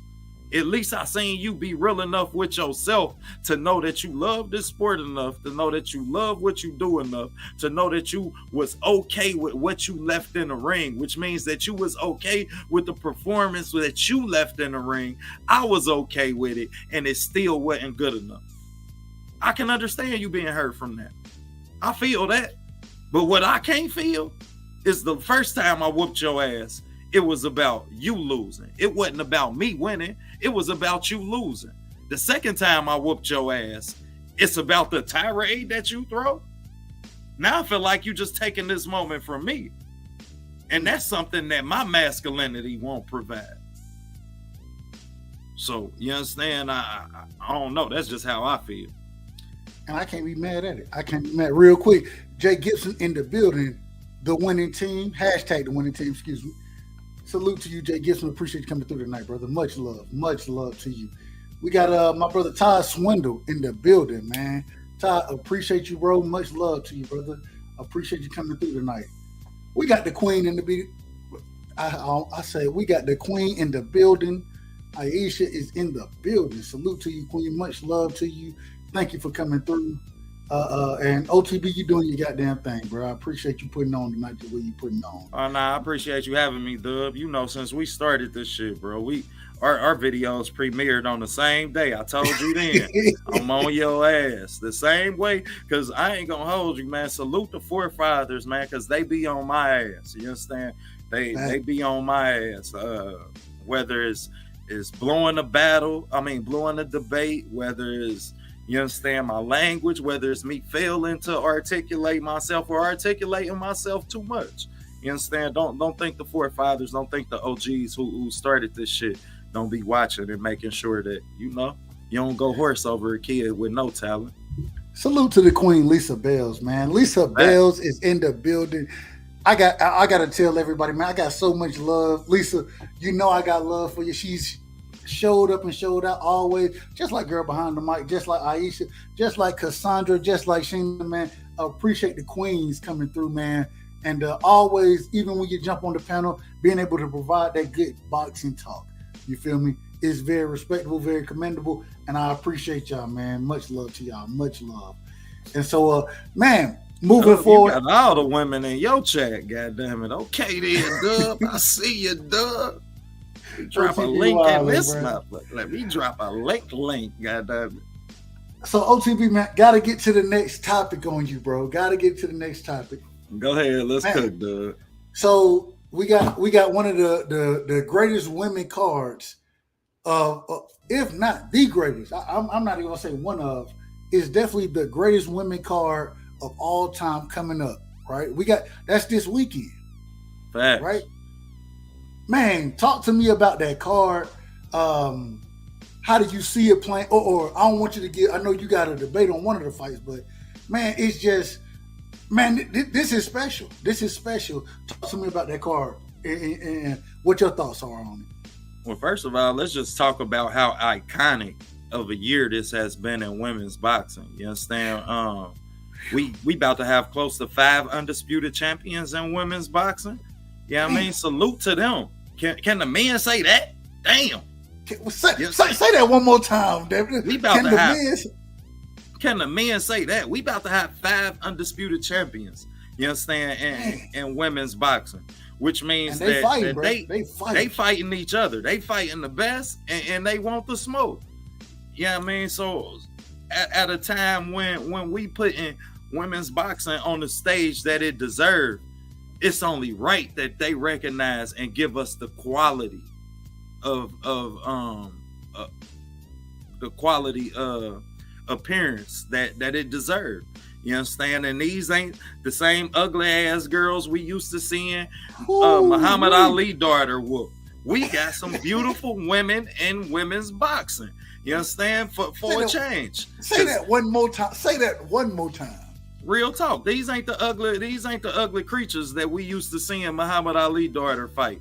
You know what I mean? When he fought Joe Frazier's daughter, she looking just like Joe ass. Like, damn, that's an ugly. Fuck Mary, you feel bad for him. But yeah, I mean, but salute to the parents of the pretty women who keeping these little girls in this sport. Yeah, I mean, and let me tell you, when I say women's boxing is in a beautiful place, man, when it's getting the stage it deserves. Yeah, I mean, the talent in women's boxing that's coming up is equally as deserving of the stage when you talk about the likes of an Olympic medalist and O'Shea Jones. You understand? Ooh. You talk about the likes of a $1 million baby who's a 7-time national champion. You understand? Who's coming up through the ranks. And if you don't know, I'm telling you now, go to IG, get to her, Amira Sutherland. You understand? AKA the $1 million baby. Man, the name is deserving. You understand? This is gonna be the future. This is gonna be the face of women's boxing.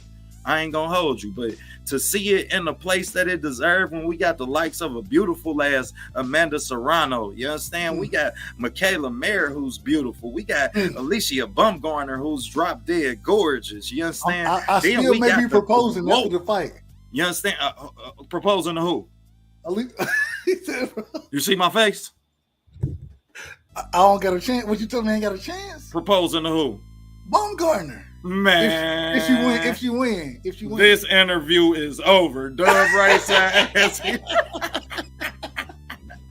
Nah, man. I also got to name the likes of a Raquel Miller, who's a unified champion. You understand? Also drop dead gorgeous. You understand? So when I did you see off of the zone card, Ramla Ali? Ali, who's another upcoming talent in boxing. And when I say, yeah, I mean, she got some things that she need to work on, but the tools is there.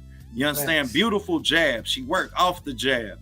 And let me ask you about this one. She got good feet. Also the likes of Daniel Dubois' little sister. Special. I ain't seen her. Special. Oh, you gonna see her, Caroline Dubois? I'm telling you right now. No, I have seen her. I have seen her, Caroline Dubois. I did see her. If she y'all don't know, I'm telling y'all now, man. The girl is special. Man, hold on. So I gotta ask you, and this is real quick. What do you think about? And I'm really high on this chick, man. I can't call her name right now. Out of Australia, taller girl, man. God damn, I can't think of her name. She fought on the Devin Haney. Cambosis undercard, and then she fought like a month later in LA or some shit. She trained with Manny Robles, and man, she can fight, bro. She can fight. She's long, she's rangy, she is Australian. Is that Fundora little sister? No, not Fundora little sister. I know Fundora little sister. Oh man, I'm gonna tell you the name in a second.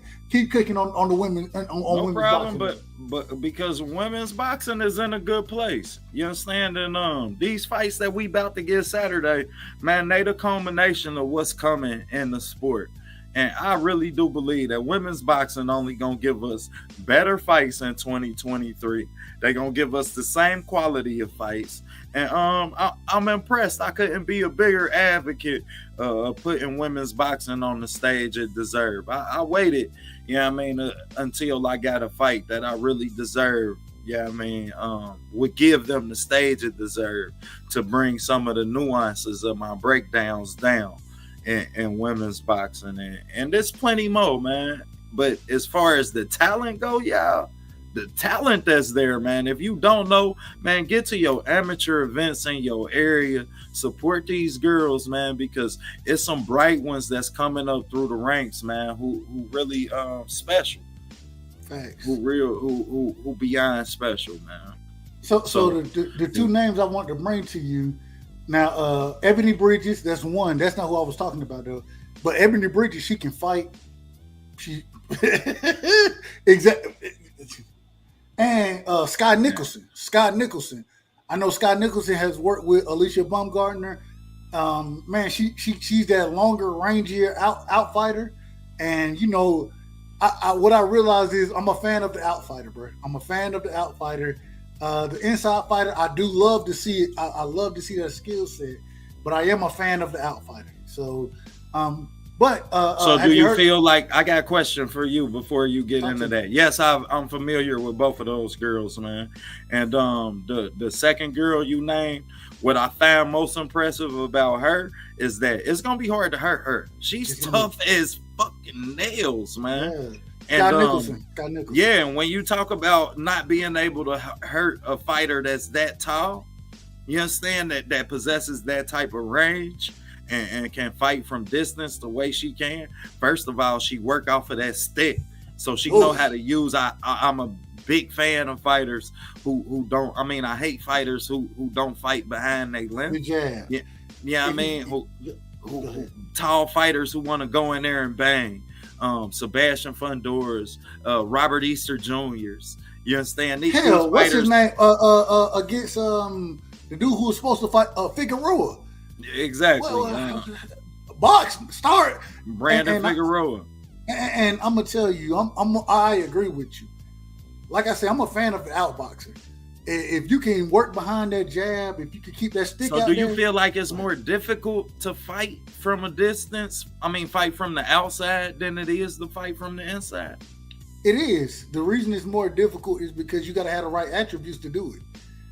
Everybody don't have the attributes to fight from the outside. If you don't have those attributes, then your game automatically becomes mid-range to inside game. And so you because I'm a taller person, a longer person, you know what I mean, a defensive-minded individual as well, the outfighter sticks out to me because I like to see a person who can stay behind that jab, who can neutralize you with the jab, man. I'm a Devin Haney fan, bro. That's one of the reasons I'm a Dev fan. You know what I mean? Like, if you can do that, I like to see it. I want to see Fundora use his jab much more. So do you feel like fighters lose defensive purpose fighting in the pocket? Not always. You realize that to be able to fight in the pocket, you have to have more. Go ahead. You have to have a skill as well. No, I agree with it. You understand? And I think you have to more better skill. I was going to say, I think you have to possibly be more defensively responsible in the pocket than anywhere else in the ring. You know what I mean? The thing is and once again, it's a bias of mine. That's why I say right. Because I'm tall. Yeah, I understand. Yeah, I get where it's coming from. And so that's why when I can see you fight at that range, I think you keep yourself out of danger when you're in that range. Whereas even if when you're in the inside, you can slip, you can swim without getting wet, as we would say. The problem is it's much more likely for you to be connected on. Now, some of those punches on the inside may not land the way you would get hit on the outside, because on the outside, yeah, you can have your full force behind your power, But at the same time, depending on who you fight on the inside, they may have their shit at them short hooks and shit that they throwing can be very deadly. And so all I'm saying is I feel you would get hit more on the inside. And I'm always against a fighter getting hit. Take as least punishment as possible and win the fight, even though people will tell me it's boring. To me, it's exciting. To me, one is just more instinct based and one is more IQ based. You know what I mean?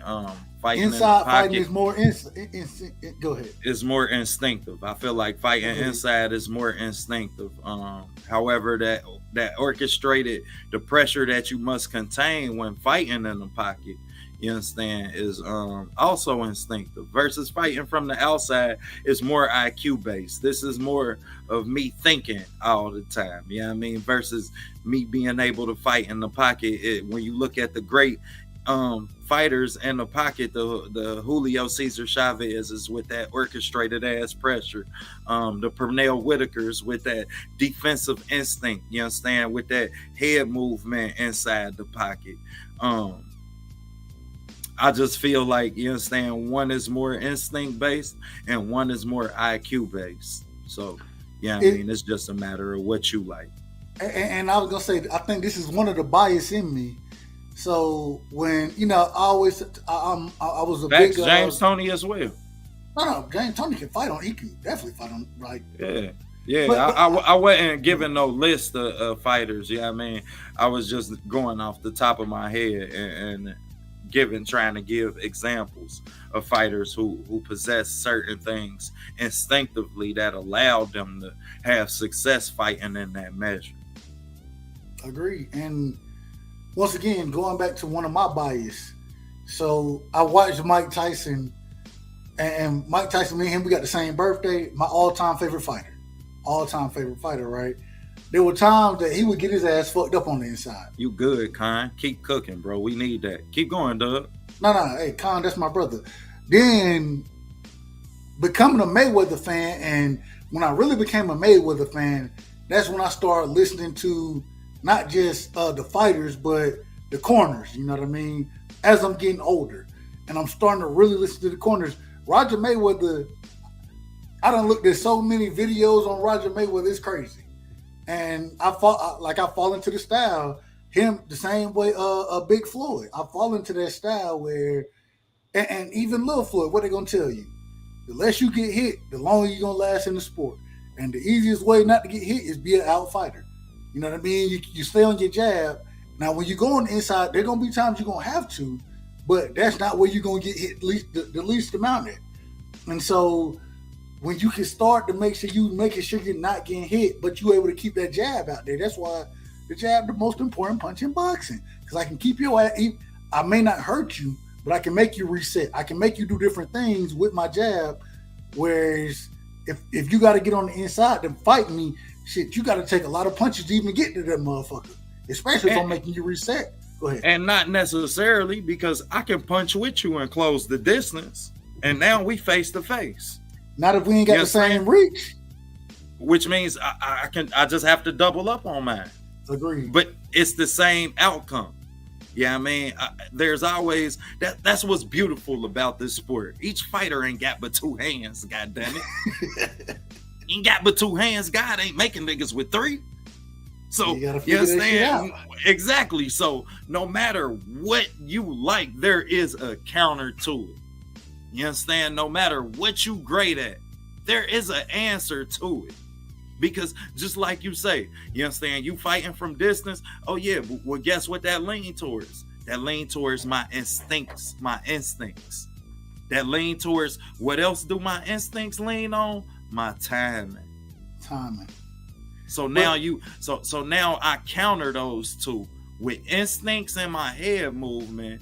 You understand? With my jab to close the distance, my head movement within my instincts, and my timing once you shoot your load. You ain't got but two hands. And this is why, this is why I'm biased toward Devin Haney. This is why I'm biased. And OTB, tell me if I'm wrong about what I'm about to say. Class. Because Devin Haney has the instinctual piece of it already. He's able to fight at a distance. He understands what should be coming at him. if he ain't sitting there just trading with you, then the majority of the time he in a position to counter you.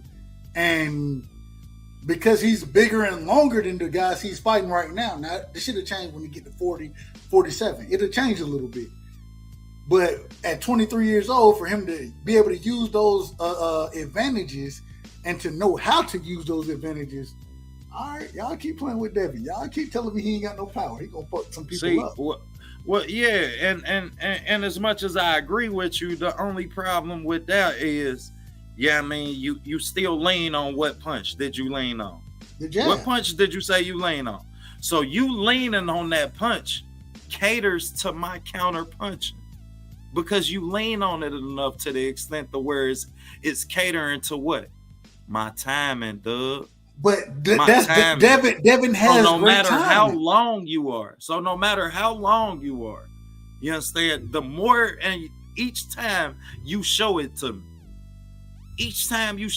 me, my instincts are downloading and digesting what I gotta do to get there and to capitalize off of it. Agreed. You understand? And that's what's beautiful about this sport. That's just what's the best part of this sport, bro. And you know what's so great about it is me and you, we can sit here and break it down in parade detail and still disagree, but damn it, we don't really disagree. We just got to see how just it logical, and right. We logical enough to acknowledge that, you understand, the opposite party has a point. You know what I mean? Agreed. I could see that happen. The reality within me digesting the fight, you understand, say that, damn, yeah, you're right. But within that time span, fights go on for 12 rounds. So now you talk about, you understand, you leaning on that for the outspan of this fight, which would cater towards what? My instincts and my timing. And that's what makes this sport beautiful. Because you don't know that I'm going to be able to execute. Because me just knowing that ain't enough. I still have to execute. Agreed. And now it goes into my next question. Damn, we run out of time. I dropped you, man. OTB. We'll go to 2 hours. Bro. We got another. We'll go another 15. Then we'll open up to the panel. That's cool with you? Facts. That's cool. All right. So we'll go 2, and then we'll open it up to the panel. Anybody on the panel, if y'all got any questions, and I'm sure my brother OTB, the nigga, he ain't ducking no smoke. So Big Israel, don't come in with the nonsense, Big Israel. You know I got love being good. That's family, he man. The family. What's his brother name? King Judah, man. Yeah. I don't know whose brother. Don't even get me started. Man, go ahead. Because his brother sound dead on him. They both sound dead alike. Yeah, that don't, man. They all from the DMV, and everybody from the DMV sound damn near the same to me anyway. So, respectfully. Man, they our family, man. Man, okay. So, heard y'all talking about this earlier. Wanted to get your opinion on it. I heard y'all talking about this on OTB show earlier today, man. So, Tank Davis got a fight coming up in December. I saw Mario Rivera, my brother, I was going to say OTB, my brother L Dub hit me up and said Mario Rivera should be coming back on the Deontay Wilder card, right? I guess Pitbull Cruz, he should be ready to go. We got to see if maybe the Ryan, that fight come into play. Man, who do you see Tank fighting? And how do you see that playing out for Tank Davis? The best fight for him? Marcel Rivera. Fight that's gonna challenge him the most, Marcel Rivera. But Marcel Rivera fighting on he gonna fight on the Deontay Wilder. Exactly. So we know that he locked up. But I wasn't a fan of that fight. I want the Ryan Garcia fight. I ain't gonna hold you. I was a big advocate. I might have been the first person to actually speak out on the Ryan Garcia fight. Yeah, I mean, damn near 3-4 months ago when me and Keith and Monty Brown was talking about this and knockout. And we all came to the conclusion that, hey, it's only one dance partner left to this dance anyway. Why is we acting like, you know what I mean, it's somebody left for him to go to prom with? Everybody else know who they dancing with. So now it ain't time for us to play the negotiation game. I'm the A side. Now ain't the time to drop your nuts. I hate to tell you, because I'm at a point where I don't feel like the boxing community gonna continue to support neither one of them if they continue to give us the fights that they've been giving us. Shit, you talking about gas prices $5 a gallon, you asking fans to pay $80 to watch you knock out somebody at Whataburger? I could go to the local bar and do that. Like, I could go to the bar around the corner. Shit, it's a bar on every block in Cincinnati. Shut up, AB ass. Y'all leave AB alone. AB on 30. AB got 30 more days, man, before I laugh at anything concerning AB, man. Y'all know how I am about AB, man. That's the heart. That's my heart, man. So let him grow out of this shit. And let's remember, while we talking about AB and Gervonta Davis, who the hell else gonna bring you to a Floyd Mayweather, not put you in some rinky-dink ass contract, not take advantage of your career, not take advantage of the fact that they use me to excel you within the boxing fan base. Because whose goddamn fight cards did you fight on? Before you was a main event. AB was only the second seller on Top Rank to who? Deontay Wilder. I teach class now. Real quick, OTB. Ain't saying a realer nigga than Adrian Bro. Real quick, OTB. We gonna get the shout out to my brother G5 in the building. 5, salute to you, brother. Much love, 5. Appreciate you coming through tonight, man. Yeah, we definitely gave your flyers too, 5, as far as CWT was concerned, bro. As far as, yeah, I mean, shit, you being instrumental in me being the page, bro. 5, no, I was about to chop this shit up. Right. You understand? For y'all that don't know, I wasn't about to make another video. I'm watching the telecast. They talking about getting off the line, getting on the line. Go watch a telecast a year ago and tell me when a commentator talking about some getting off the line. You don't hear the type of terminology that they start using until, goddamn it, we got here and start talking that shit. OTB, is crazy you say that. Guess why? Why? The first person I ever talked to about starting a channel was 5 and Quee. The first people I ever talked to, and 5 told me, said, "Hey, you're gonna be shocked. You're gonna start it. You're gonna be shocked at who show up and show out, though. That's who you know who you can really rock with." 5 told me that from the beginning. You feel me? And then I kind of waited. I was like, "Oh shit." And nah, man, we here though. Man, shout out to my brother 5 once again. Yeah, because he offered his platform too. He offered his just due as a person. Me and 5 talk about shit that ain't got nothing to do with boxing. And that's the great part about it. Man, when I say I was about to chop this shit up, man, I was about to chop this shit up. 5 say, man, I wish you would. Man, you doing something different, bro. What you expect people to do? Ain't you what you call your channel? Boxing class, right? So now you mad that your students is shit. Come on, now you mad that your students is on TV and you ain't? Come on now, OTB. Come on now, let's call it duck a duck. We can't make it a goose. So you understand when I say, man, 5, you gonna always be. You understand? I don't just call y'all my brothers within this community, man. I call y'all my brothers, bro, because that's what I see y'all as. And y'all ain't never treated me like I wasn't that. Like shit, since I was doing this shit off of my phone. Y'all all embrace me with open arms. Ain't nobody keep their arm in. You understand? Everybody gave Dap and a hug. You understand? Shit, if you want to put a gang handshake on it, they gave me that too. So shit. So you could call it what you want. But when I call y'all my brothers, you understand? When I call y'all goats, you understand? Facts, Queen Kassan, when I was outside the box, you understand? I wasn't even OTB yet. Key helped name me OTB because outside the box was too long. You understand? So man, when I call y'all my brothers, man, just know I don't just talk that shit. And I got real brothers, you understand, who ain't got no choice but to accept y'all as brothers as well. So anytime y'all close to the 00, y'all know what it is, man. Yes, sir. Man, and I gotta tell you, bro.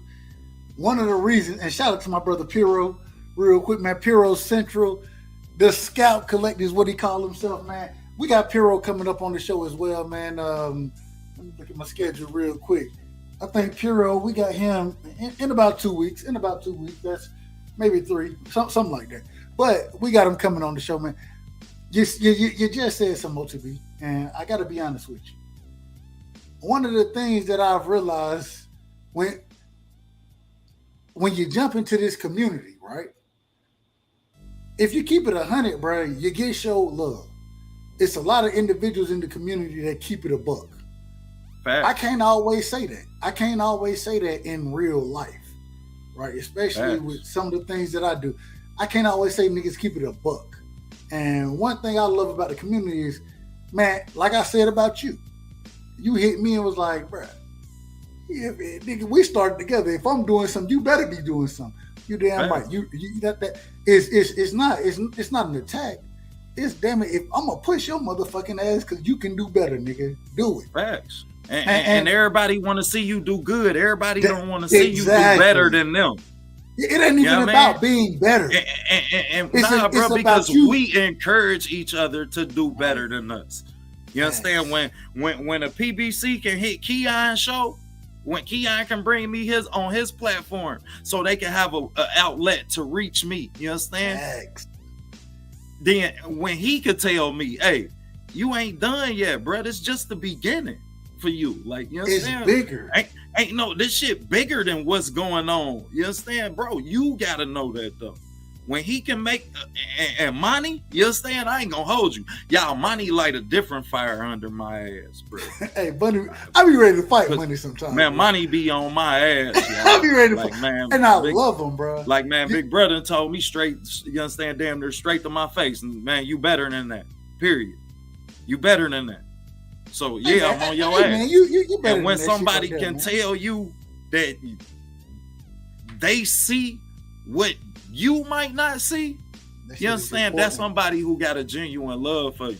You understand? And that's something that we got to embrace. That's something that we got to put in this atmosphere that we have in this culture. And this culture might be the only place that us as African Americans can say that this shit even go on. Because you go outside your door, you don't see that type of embracement. You don't see that type of love for each other. You don't see that type of I want to see you do good. You don't see that type of I'm gonna share your materials to help you grow. I'm gonna offer my platform. I'm gonna offer my services. Exclusive insider. You don't see this type of shit. You don't see, you understand, platforms with thousands of followers. You understand, telling people, hey, go sub to OTB, man, because bro got some fire over there. Sub the Dub Rightside. Sub the, you understand? You don't see that. You know what's so crazy? You rock with and it's crazy because we rock with the same channel. We rock with damn everybody you rock with. I damn near rock with, right? It's crazy how Knockout, right? Knockout was the first show that I ever that was the first panel I ever jumped on. It was Knockout panel. I remember you was nervous. Nervous as shit, bro. Nervous as shit. Couldn't even get your points out. Ain't want to argue with nobody. Hey, I remember telling Doug, quit being so damn nice. And you know what's so crazy? KQ. First off, I got to give credit to KQKC because that was really how it happened. I start, I'm watching the fights anyways, and then I hear him calling the fights. I'm like, damn, okay. Then I got the opportunity to get on Knockout Channel. And ever since then, I always rock with Knockout. And then, start to build from there.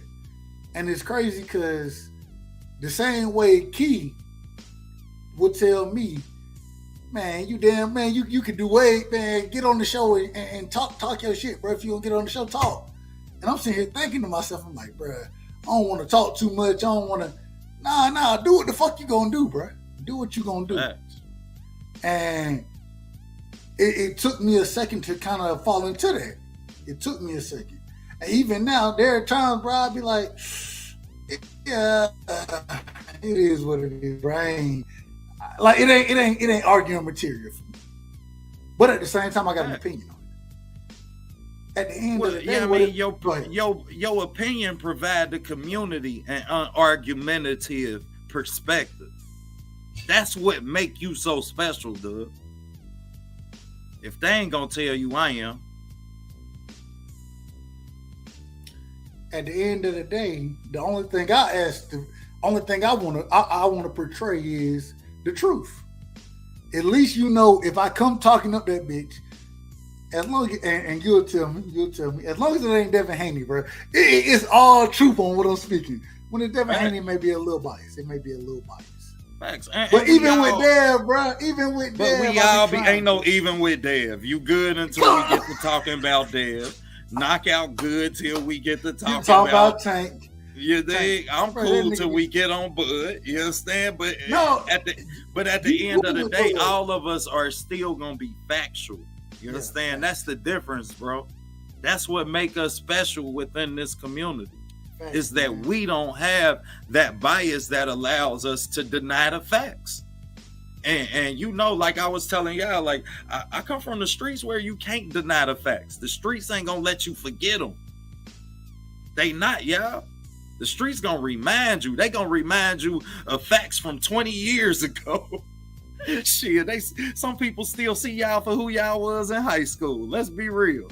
Shit. Let's be real. So when it come to that, then shit, that's what make us authentic within our perspective, is that we not gonna deny the facts. We not gonna deny what actually happened. Man, so I got one more question for you. I just dropped the link in the chat. Anybody in the chat, man, if y'all got a question, if y'all want to just jump up and talk boxing, let's do it. I was just gonna say, if y'all want to come up here and just talk crazy as hell, because y'all know how my interviewing is. I got some questions I'm about to spring on Dub ass in a minute. We about to flip this around. We need to see that happen. But hey, if y'all do want to jump on, the link is in the chat. Feel free. God damn it, I had one more quick. Damn, my quick. Go ahead, OTB. I want to see this shit spring the other way around, bro. All right. Respectfully. Facts. So, Mr. Dub Rightside, the world's #1 Devin Haney fan. Am I the #1 Devin Haney fan? At what age did you fall in love with boxing? 6, 7. So I was born in 88. Man, growing up, you know what I mean? We had, if it wasn't Cowboys games on the TV, it was Tyson fights on the weekends, you know what I mean? And so my stepdad, he was a fan of, he wasn't really, he was actually a Steelers fan, but a lot of his partners was Cowboy fans. A lot of my aunts and uncles are Cowboys fans. And so as far as boxing goes, it came down to my stepdad, bro. He bought all the Tyson fights. And then as I got older, I realized me and Tyson, we had the same birthday. And so, you know what I mean? I started rocking with Tyson Strong. And so I think the first time, let me see, that shit had to probably be 94, maybe. Salute 94. KC in the building. The OG is in the building. Salute to your OG. Thanks, I appreciate you coming through. Let me put that on. We just talked you up, KQ, man. I definitely appreciate you as well, man. Because since I've been the channel, bro, to watch, I mean, people who have the success that y'all have within this industry, to watch y'all, I mean, appreciate the work that we give us, to watch y'all offer y'all platforms, y'all audience, you understand, to watch y'all offer them to us who growing, you understand? Man, ain't no words that could re-signify that, because everybody want to see you do good. Everybody don't want to see you do better than them. You understand? So from OTB Boxing Cast, man, KC, you gonna always be my OG, goddammit. Period. Because hey OG, hold on. Hey OG, hit the link real quick, respectfully.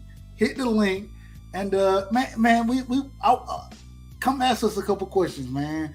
I want to hear what you would ask the young brothers, respectfully, OG. So I got a question for you, Doug. Talk to me. What do you plan to get out of boxing? What do I plan to get out of boxing?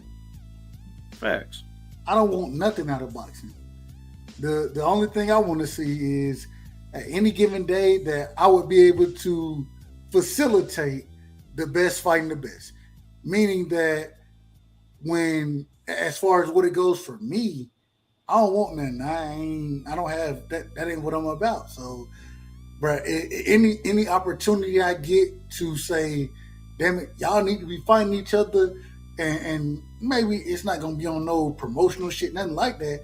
Just talking to people, man, make the motherfucking fights happen, bro. I would rather live in that capacity, and that it ultimately, if I could do something like that, you know what I mean? Nothing that I get paid for, anything to talk to individuals and say, motherfucker, y'all need to make these big fights happen, fight each other, and that type of I would. Boxing your first love as a sport?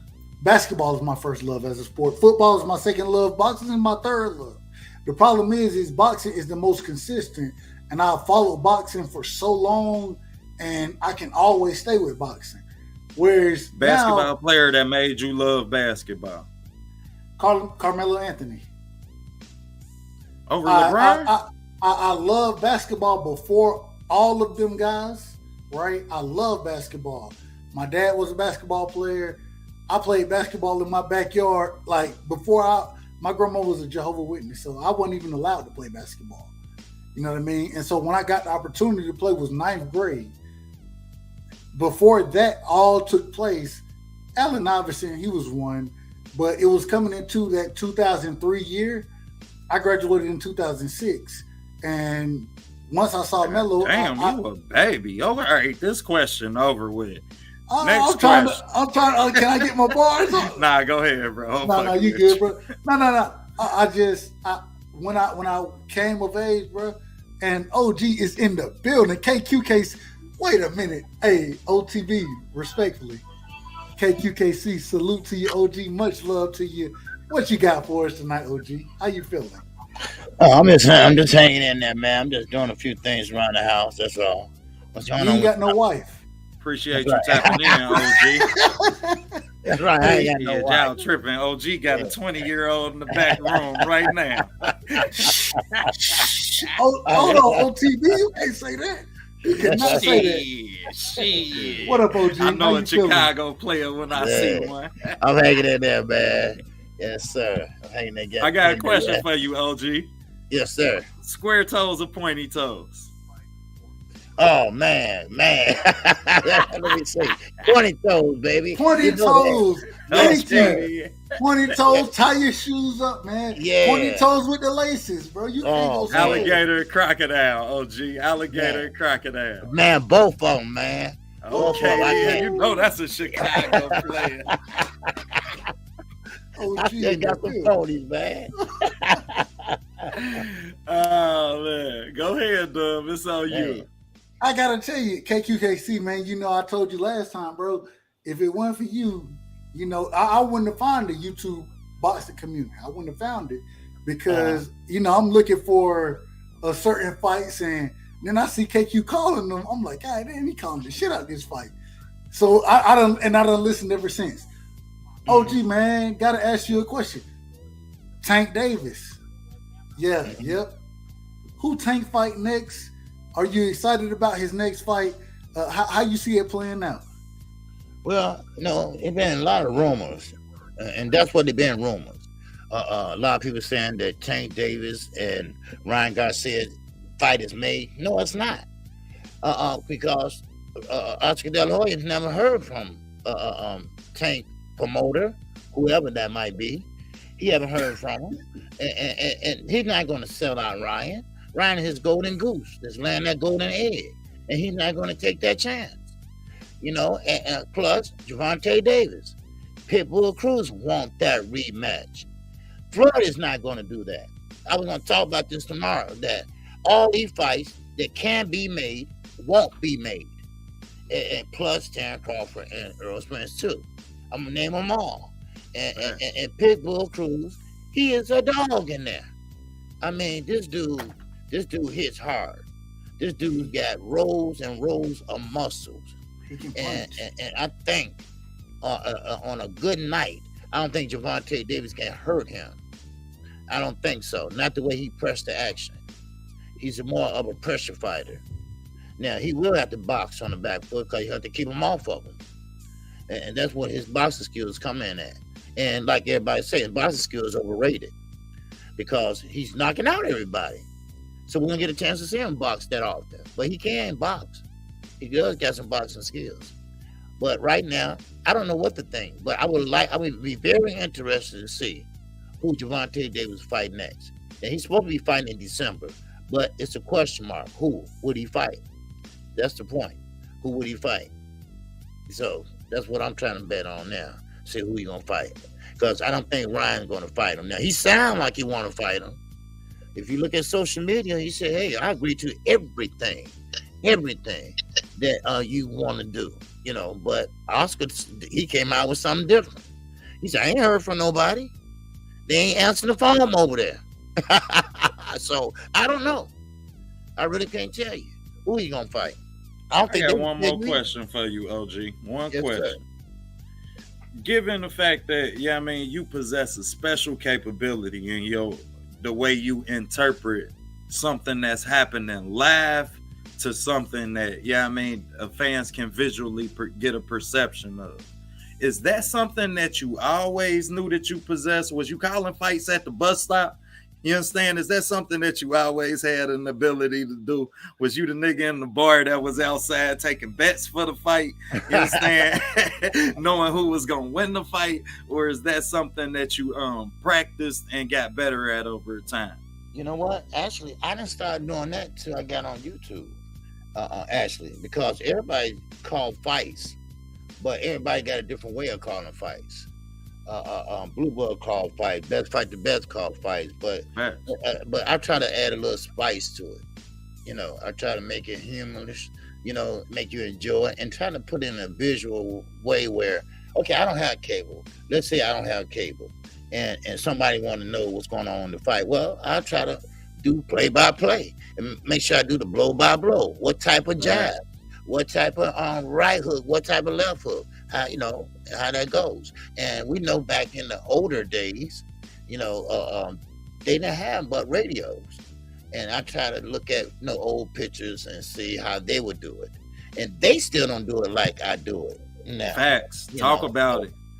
So now that's really a lost art. Right. Exactly. Because you got the new. I showed everybody my old cell phone the other night. Things are different now. Everything has been elevated. Cell phones, everything. No more pay phones. You got cell phones now. I put out my old brick cell phone I used to have back in the days. Qualcomm. I had the one with the big one and with the antenna on it. That was the Qualcomms. I already know. Yes, sir. I pulled that out on them on Saturday night. So, but so that's what I do. I try to humor it. Put in what things I hear during the day or see on TV, and I try to implement it into the boxing. So where it makes sense. So, one quick question for you, OG. So, and I told you from the beginning, you one of the reasons that I came back to the sport. You feel me? I stepped away from it for a second, but once I could watch it and hear you call it, it brought out another passion in me. I'm not sure exactly what it was, but it brought out that love for the sport again, which I had been lacking for a minute. Man, so when you are calling those fights, when you're doing it the way nobody else is doing it, right? Mm-hmm. Man, what's the thought process? What's the mindset? And I think we talked about this before, but I want to ask again for anybody who didn't hear. Preparation is what I want you to talk about. Like OTB brought up, the preparation. Like it's so many different aspects of being able to call the fight the way you do. If you don't mind, break it down for us, and then we'll spread it around. Well, OTB, knockout, Keon, everybody. Everybody have a special skill, and everybody does something special. Everybody do something they do good. No matter what it is, don't think you ain't good at nothing. Somebody's good at something, and with this boxing thing, I can break down a fight, but I can't break it down as good as knockout, maybe, or something like that. But I'm good at calling fights. I can do that. it's everybody can contribute something. Hey, OG. Uh-huh. I'm a OG cook say knockout. lanes to be stayed in. I'm a cook knockout. I got to cook knockout the next time I talk to him. I'm not sure why, but if I don't, I got to cook him. Whenever you Ain't start nobody talking studying you and knock out Bart and Maggie Simpson fights. he man. loves Yeah. Tank. He Man, I loves can't Tank with way y'all too too, much. man. Yeah. Respect. Go ahead, OG. Yeah. So basically, I see who's fighting, and now see like the heavyweight fights, you're not going to get a lot. You're not going to get a lot unless you try to make it interesting for the fans, because heavyweights don't throw a lot of punches, because of fatigue and things like that. So you try to make it sound exciting. But Andy Ruiz, he's a smaller heavyweight, so he threw a lot of punches. And when he did throw, other night, so that was kind of exciting for a heavyweight fight. But when you got big heavyweights like Coffee and Rice, those big guys, they're not gonna throw a lot of punches. So you try to make it sound exciting. But when you get below that welterweight division, man, punching and leather is frying all day, baby. You got a lot to work with, and that's what I do. And that's what I do, and I try to do it in a moderation where it won't be too fast or too slow, and I try to see how it's going. I keep the time clock right there, so I can know how much time left in the around and things like that. Let everybody know what type of fight it is, who's fighting. Teach class. Yeah. OG, teach class. Let me ask you a question. What were you able to score? And I know I wasn't able to tune in. Usually I tune into the majority, but I know it was the Badu Jack versus Popeye fight. Were you able to score that fight? And if you were able to score that fight, did you see it? The time frame? I believe it was the 8th round. The shit went for like 5 damn minutes. Damn near 5 minutes. Yeah. I noticed that. Yeah. We noticed that. Me and Stone, we noticed that too. It went longer.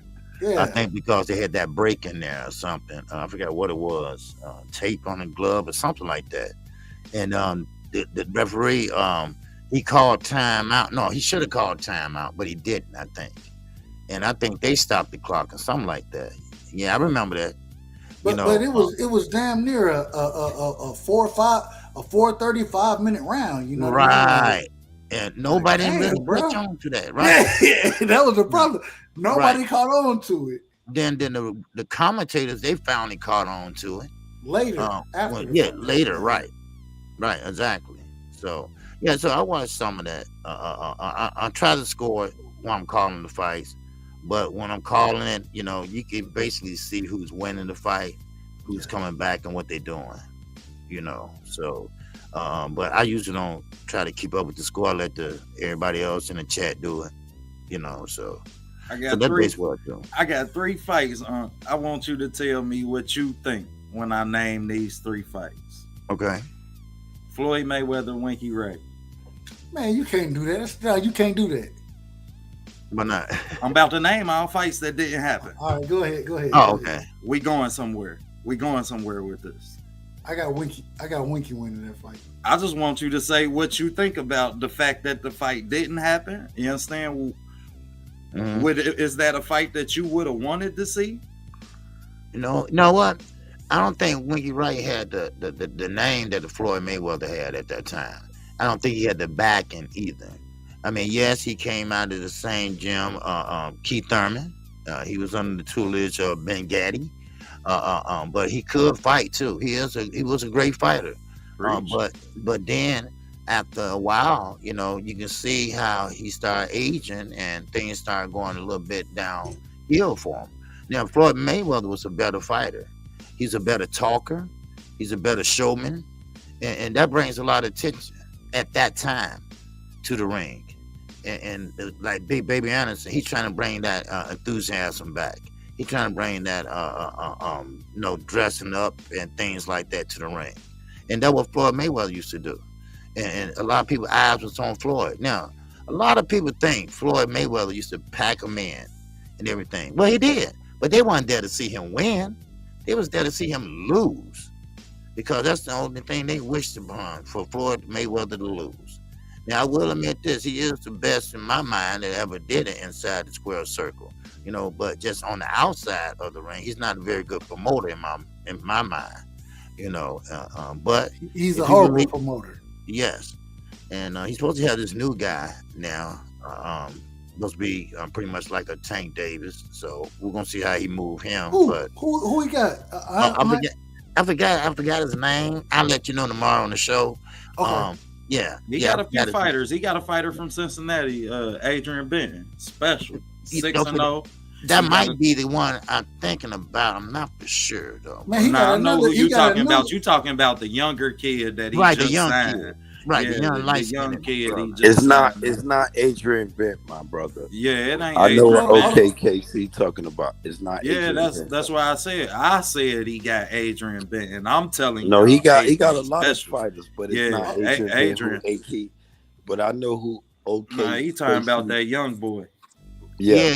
But He's shalom to the whole. Yeah. Shalom Yeah, to he the light skinned platform. KQ. OKKC. Real quick. Shalom to my brother Ben Israel. Ben, Hey, real what's up, quick. Ben? Hey, I want to go. Okay. Hold on, Ben. I know you want to go. Hold on, brother. Hold on. And the reason I say hold on, cause I gotta get. Well, I ain't gotta get nobody out of there, but gotta get the last word from OTB and KQ before we jump into panel mode. OTB, you got any last words? Anywhere you want people to find you? Let the people know first, and then we jumping into the panel.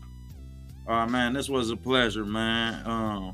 Good, man. Thank you, brother. Thank you. Definitely family, bro. We gotta do it again, man. All the success, everybody who a part of the channel, I appreciate it, man. Anytime you done gave me a like, a mention, a minute of your time, we appreciate it. Everybody, make sure you at OTP. Don't go nowhere, cause I got some words though, bro. I need you to listen what Ben Israel got to say. Do not go nowhere, bro. Hold on, Ben Israel. Hold on, Ben I need Israel. you right side to let me brother. vent my shit. I ain't going not nowhere. going nowhere. Let me get. I got Ben you. Israel, I got let me get my shit off, and then I got you, man. We got Alicia Baumgartner, Michaela Mayer debate on Thursday. Man, y'all make sure y'all tune in to that one. I know you might have been a little bit disappointed from the BFTB body I caught. I ended up getting dragged into a ditch, but we gonna climb up out of there this time, man. We got something real special as a thesis presentation for y'all, man. So OTB. I hope y'all like it. Get to class, man. Class is in session. I'm telling y'all now, we got some special things that we putting down. Just as far as the sports concerned, man, I'm working on this top 5 pressure fighters right now, boy. And I'm telling y'all, we got some special content. Also, we got when mouthpieces fly on your shorts reel. So make sure y'all check us out on the short side. But man, we embracing this sport, man. We gonna thank everybody who helped us embrace this sport. We gonna thank the whole community, especially the forefathers that made the stage for us to walk on, whether Sandman kick us off or not. That's all facts, man. Appreciate you, OTB. Great interview tonight, bro. Appreciate you coming up and showing out. OTB, don't go nowhere, bro. Wait a minute, Stay chill, Ben. I'm here, Ben. I ain't never done. Ben, hold on, wait a minute, Ben. Wait, let me get through my show, and then I got you, bro. Forgive me Let right me side. get through my show, Ben. I want OKC. So, KQKC, you stand up for the show? Do you want to jump off? What you want to do, OG? Oh, no. I got about 5 or 10 more minutes, man. Okay. Yeah. Okay. Thank you, OKC, because I want to talk this. Wait a minute, Ben. Let me finish, bro. I don't want to mute you.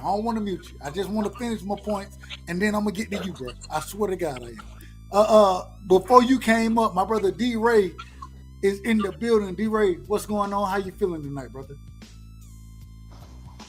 What's up, man? Hey, appreciate you. Hey, great interview, man. I love this series, bro, where you letting the content creators and the chat fam get to be in depth, man, and we can help subscribe and build his channel, support the thing like you were saying, bro.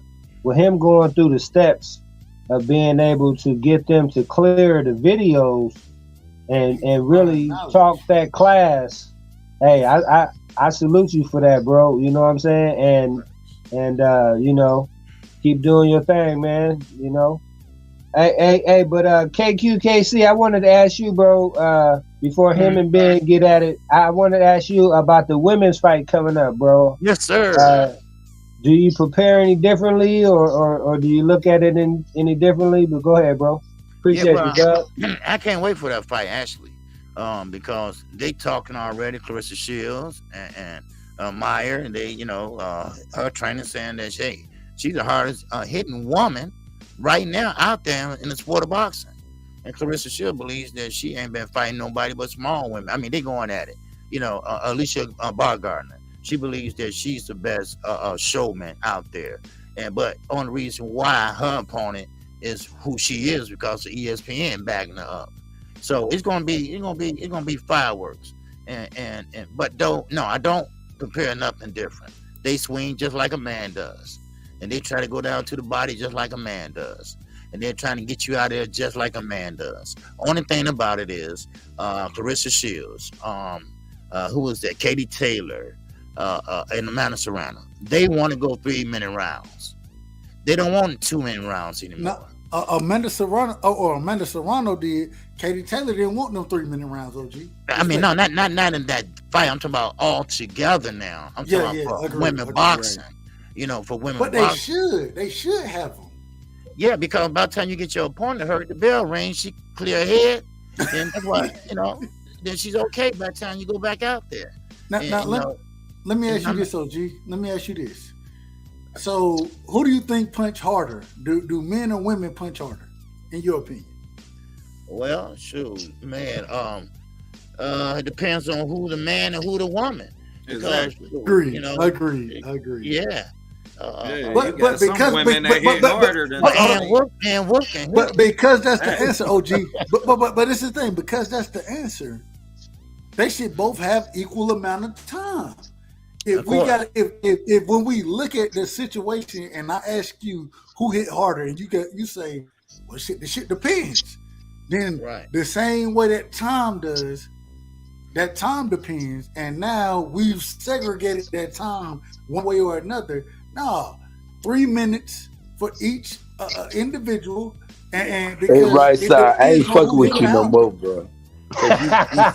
You steady fucking being Israel. Hey, man, but real quick, bro. I had a question about that though. Right side.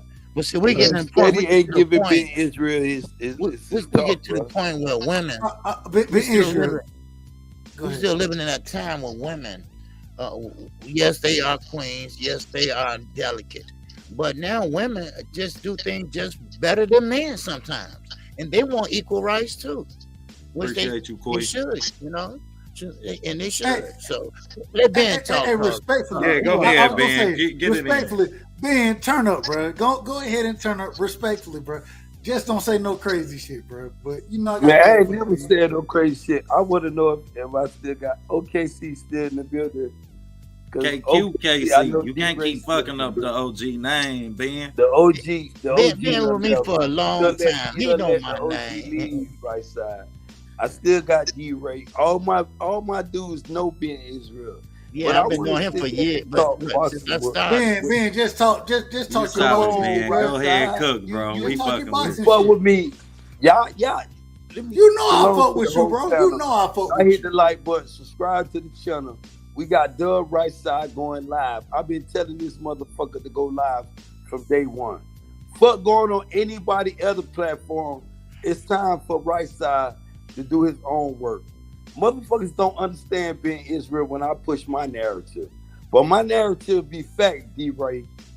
D-Ray, my shit be, like it or not, I be telling niggas to invest in yourself, D-Ray, like I tell you to invest in yourself, dude. Like them niggas over there at Right Side. I mean, Dub, forgive me, the Right Side. Go ahead, bro. Them niggas over there at TNT, T, and the rest of them niggas D-Free. And I tell them niggas, I don't come for no smoke with none of them niggas, bro. But if y'all want to challenge any niggas even right now on Dub Right Side, any one of you niggas want to battle be Israel, let Right Side know. Right Side get mad at me for not showing up to my appointments. I keep it a buck, bro. And your boy I keep it a buck. You OTB, you still here? You know I'm here. Okay, my G, because I'm glad you here. Because if nobody ain't here, I want you to be here. Because Right Side, my nigga, he know how me and Right Side talk. He'll tell you, Right Side be saying, nah, because Israel go left. He know how I go. But I keep it respectful, my G. None of your homeboys, tell T, when you go over there, tell T, being Israel, want to challenge everybody at TWT. But you got somebody over here, bro. Right Side, Right Side, fall back, my G. I got this right side. You can't talk to my brother on my own shit, bro. I'm talking to my brother OTB. You can't tell me to fall back on my own shit. Come on, bro. I'm just telling you. You're right. I can't tell you to fall back, but you told me. All I'm saying is, if you gonna attack OTB, OTB won't. You ain't even gotta finish that sentence. Respect your Right Side. You ain't gotta finish that sentence, Ben. Just name the topic. You already said just name the topic. You ain't gotta call out the whole TWT. Okay, let me You ain't gotta make it past OTB. Let me finish, OTB. Just like you told my homeboy, let me finish. Now, before I go to this boxing, anybody on your platform with that TWT shit, want to challenge me in Israel, I go to Knockout, I go to Right Side, and I challenge any nigga, D-Free, T, Kush, any one of them niggas. I don't want you, OTB. But if you want to jump in there, because them your homeboys, you can get that smoke too. And this being Israel Right Side, let me just cook, and I'm being respectful. Well, it sounds like you This a call out Right Side. This all this is Right Side. Hold on, Ben. It's a call out Right Side. I was over there. I was just over there. Ex-OTB, he was there. I wasn't there, but you know the team told me. All right, you on my channel, bro. I got you. And I'm going to be respectful to you. You feel me? I'm gonna be respectful. So this is what we gonna do. You feel me? You done call a lot of niggas out. You feel me? A lot of my family. Cause G5, OTB, KQKC, D-Ray, all y'all my family. Tell about OKC. Wait a minute. About OKC. Wait a minute. Hold on. Let me stop right there, Right Side. Cause I don't want the boss to. I want OKC. Bro. You can't tell me to hold up on my own shit. You can't do that. Respect. Come on, Right Side. You can't do that then. I got you, bro. I got you, bro. I got you. I'm gonna let you get your shit off. Ask anybody, they'll tell you I'm gonna let you get your shit off, but you can't tell me to hold up on my own shit. That's all I'm saying. So this is what I'm gonna tell you. We got OTB, we got G5, two of the members of TWT that you calling out. Now, so Ben, we finna let you cook. Topic you want to debate, Ben. We about to let you cook. Ben, cook. Unmute yourself, Ben, and goddamn it, cook their ass, bro. Unmute yourself. He can't cook no person right now. He can't cook no person. All we should be establishing right now. No. Let him topic cook. That he want to debate. Let him cook, bro. You can't cook nobody that ain't here. Now that I ain't about to stand for. We not about to talk about nobody who ain't here. That's what we ain't gonna do. But this is if he want to debate somebody, then you understand he can name a topic. We can do this the same way we do everything else. One second, bro. 1 second. You know I'm gonna keep it all the way a G. The brother he pulls up and he say he looking for you, or he looking for TWT. That's what he say. He looking for. I know what I'm gonna do. I get where you coming from. And what I'm gonna do, if he says that, then I'm gonna allow both of y'all to get y'all shit off. I ain't trying to stop none of it. If y'all just want to tell smoke, him to pick a topic. Pick a topic, Ben. You let me know what topic you want to debate, bro. Like we can do this shit Thursday after my debate if you want to do me. You understand? Like, but I can understand you want to debate any of my brothers. But I know my brothers, y'all. We don't call each other brothers for nothing. They want the smoke too, but it's gonna be respectful. It's gonna be on a topic, and we gonna do it on Knockout 86 TV debate series platform because that is the process. Period. Agreed. We not skipping the process, and we not gonna ignore the process. And not only that, we men. So when it comes to name dropping and all of this other shit that they do on YouTube, we don't do that. And So we we ain't moving, gonna even factor into that shit. but we moving forward. We moving Facts. forward. Let's go. Only Because because now Ben Ben know is- all he he not have to on- do is present the topic, Ben. I will and Ben, make sure that somebody get in the ring to square up with you, bro. I want to My make sure team nobody, ain't never ducking no smoke. I want to make sure nobody didn't block. I want to, hey, if he want to jump on, Hell nah. Ben That's Israel, him. that's my dude. I Yeah. fuck with Ben. You feel me? I fuck Yeah, with him. he good. He Big crazy Ben as is- hell, but I love him. I love him. He can Exactly, be crazy, and I yeah. still can love him. But nah. Go ahead. For the and OG, I want to start with you. Then we want to go to D-Ray, OTB afterward. OG, man, what do you got on the fights this weekend? The women fights. Clarissa Shields versus Savannah Marshall. OTB got a debate coming up on Knockout Show.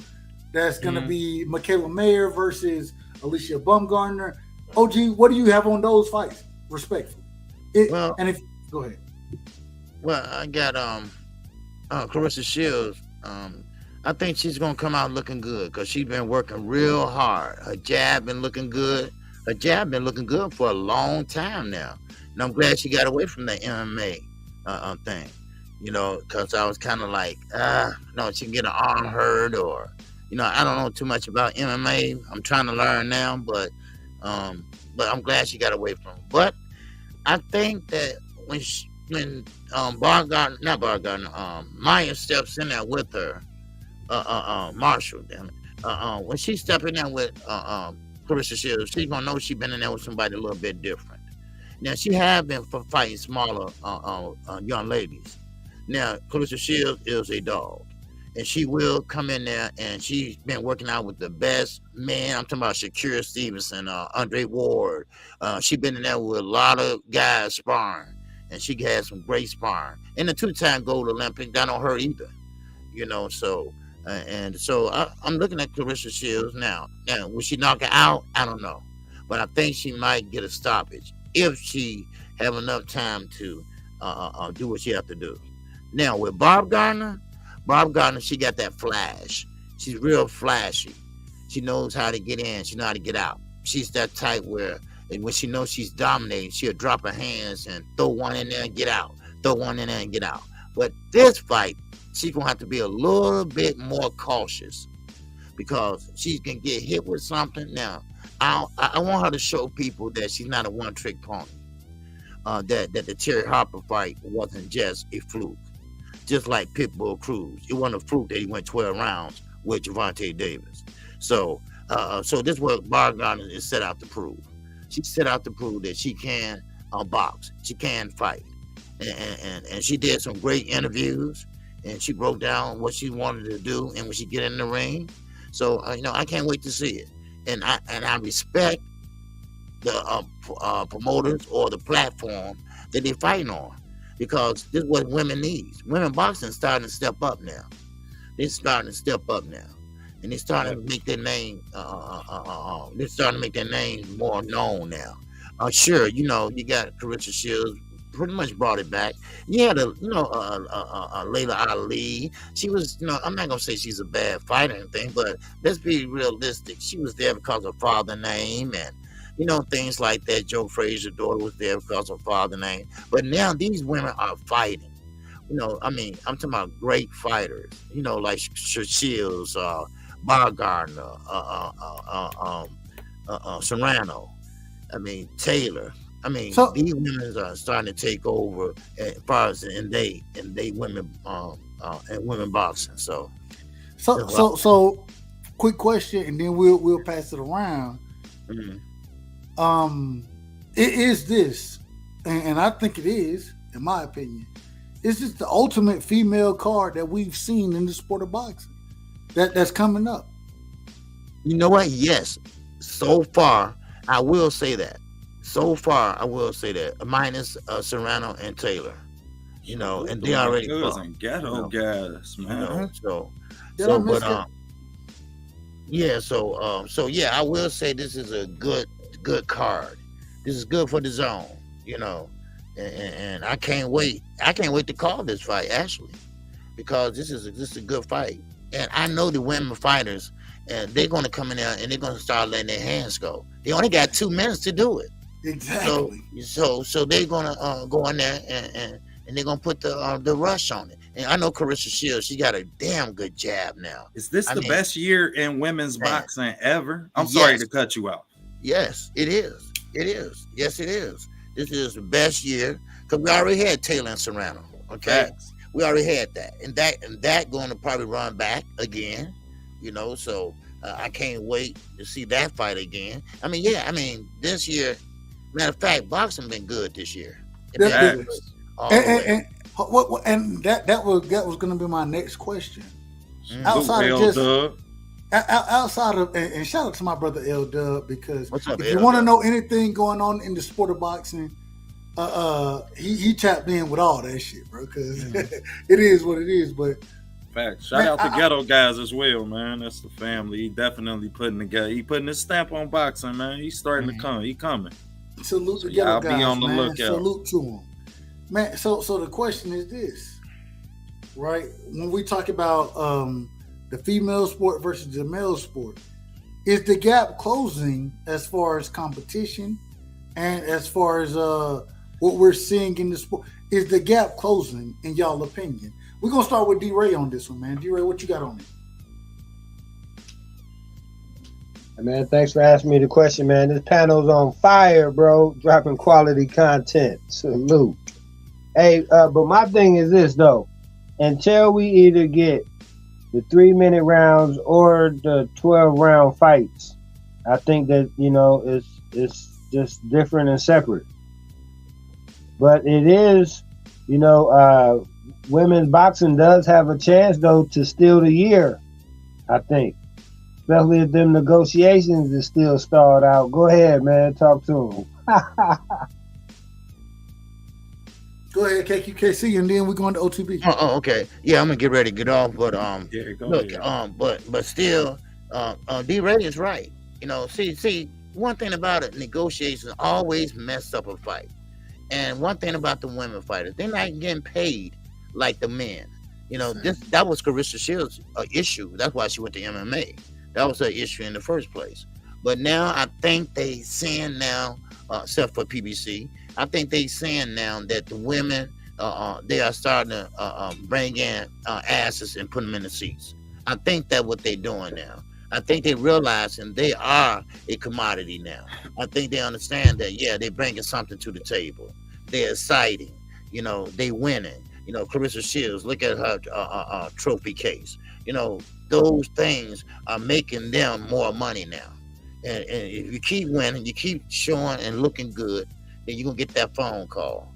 You know, KQ, so, yeah, KQ, I got it, and I know you said you about to jump off. Mm-hmm. And my brother OTB, he got a debate coming up on Thursday, right? So yes, but before you get off, KQ, I gotta put you on the hot seat, right? Mm-hmm. Michaela Mayer or Alicia Baumgartner, who wins that fight? Oh man, I got Baumgartner winning that fight, baby. Yes, sir. I got Baumgartner winning that fight. She's more determined. She feels that her back against the wall. She feels that she got to perform. She has to perform. She's got to perform because she believes that her opponent is all backed up by all flash and no show. Basically, ESPN got her back. But Baumgartner believes that she's in it by herself, so she's going to have to show up and show out. And that's what she believes she's going to have to do. So confidence is the best teacher. And I think she got a lot of confidence. And I think she can box too. So last question, OG. Last question, OG. Last question for you. Mm-hmm. Do the score or this bias on the scorecards, and we know how the sport of boxing is. Mm-hmm. Regardless of what we want to say, we know how the sport is. Right. Does bias play a part in this fight, in your opinion? You know what? And I know that's a hard question to ask. I apologize. Well, no, but it's not as much as it is in men boxing. I notice. You know, the right fighter usually get the nod. I don't see a lot of bias on judges or referees in the women fights. You know, because either one woman's dominating and the other's not. Or you might find a fight like Katie Taylor and Serrano.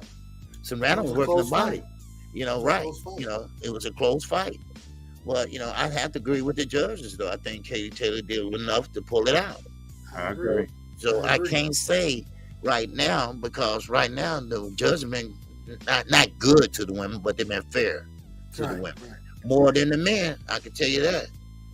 So, yeah.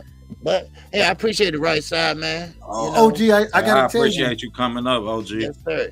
Anytime, brother. Anytime. And I appreciate you, OG. I appreciate you being a real OG. Oh yeah, I'm a real one, baby. OG, I gotta tell you, you just don't know how much it means to the channel. They might not have caught for me to have OTB on tonight, for you to show up the way and show out like you always do. D-Ray as well, man. But KQKC, man, much love and much appreciation. Much appreciation, man. Can I be honest with you, OG? Can I be honest? Yes, sir. I can't stand the time that your show is at right now, bro. Like I respectfully, I can't stand that time because it throws my whole day off. That's just because not being where you're supposed to be at. Right side, don't go to sleep. I don't go to. You shouldn't be up now. Well, see, it was all. I go to sleep 6 in the morning. Man, but this is the thing. I go to sleep, and then I'll be up late, but I still jump into work. And when I jump into work, I look for certain cues to kick me off, like I'm supposed to get kicked off. And the OG, I ain't gonna lie to you, that 1:30 time frame, I swear, I had a meeting at 1:30 was my free point of moving forward in my day. And that's when I would tap in with you.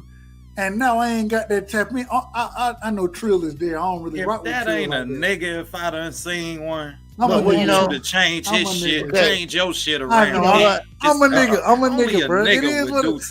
But D-Ray, I mean, use my language when I say he's a nigga, KQ. The man ignored his real, bro. It's gonna be temporary. Trust me, it's just temporary right now because see, Black Fight fan, KO, he got something to do, and he can't do it. But the time that so he asked, rightfully so, he called me and said, "Can we trade times?" And just temporary. You gracious, right. OG, you gracious. Right. So I said, no problem, because I know what he got to do, and it's very important. So I said, no problem. I just let everybody know. And hey, it ain't no problem to them. Right. It still fucked me up, OG. It still man, we ain't studying dub, KQ. We gonna be there no matter what time you come on. But you know what? I'm gonna do a couple night shows during the week. Let me know if you need a co-host for that or something, man. I'm gonna be the co-host. You ain't the co-host. Ain't no way you the co-host. Oh no, I done paid some dues, Dub. I done paid some dues around this. Hey, I appreciate everybody. I mean, right side. We appreciate you, KQ. Yes, sir. At OTB, keep it up, man. Keep up that film work, man, and that class, And always, I'm gonna shout y'all brothers out, man. Every time I see you in the chat. So, but again, man, I'll be live tomorrow again at 11 o'clock a.m. And so, with that, that's all I have, man. And y'all keep up and keep it going. Hey, right? OG, before you jump off, last thing, OG. Appreciate what you get a community, OG. Yeah, last thing, OG. Last thing. Man, you just don't know the love I got for you. Like I keep telling you.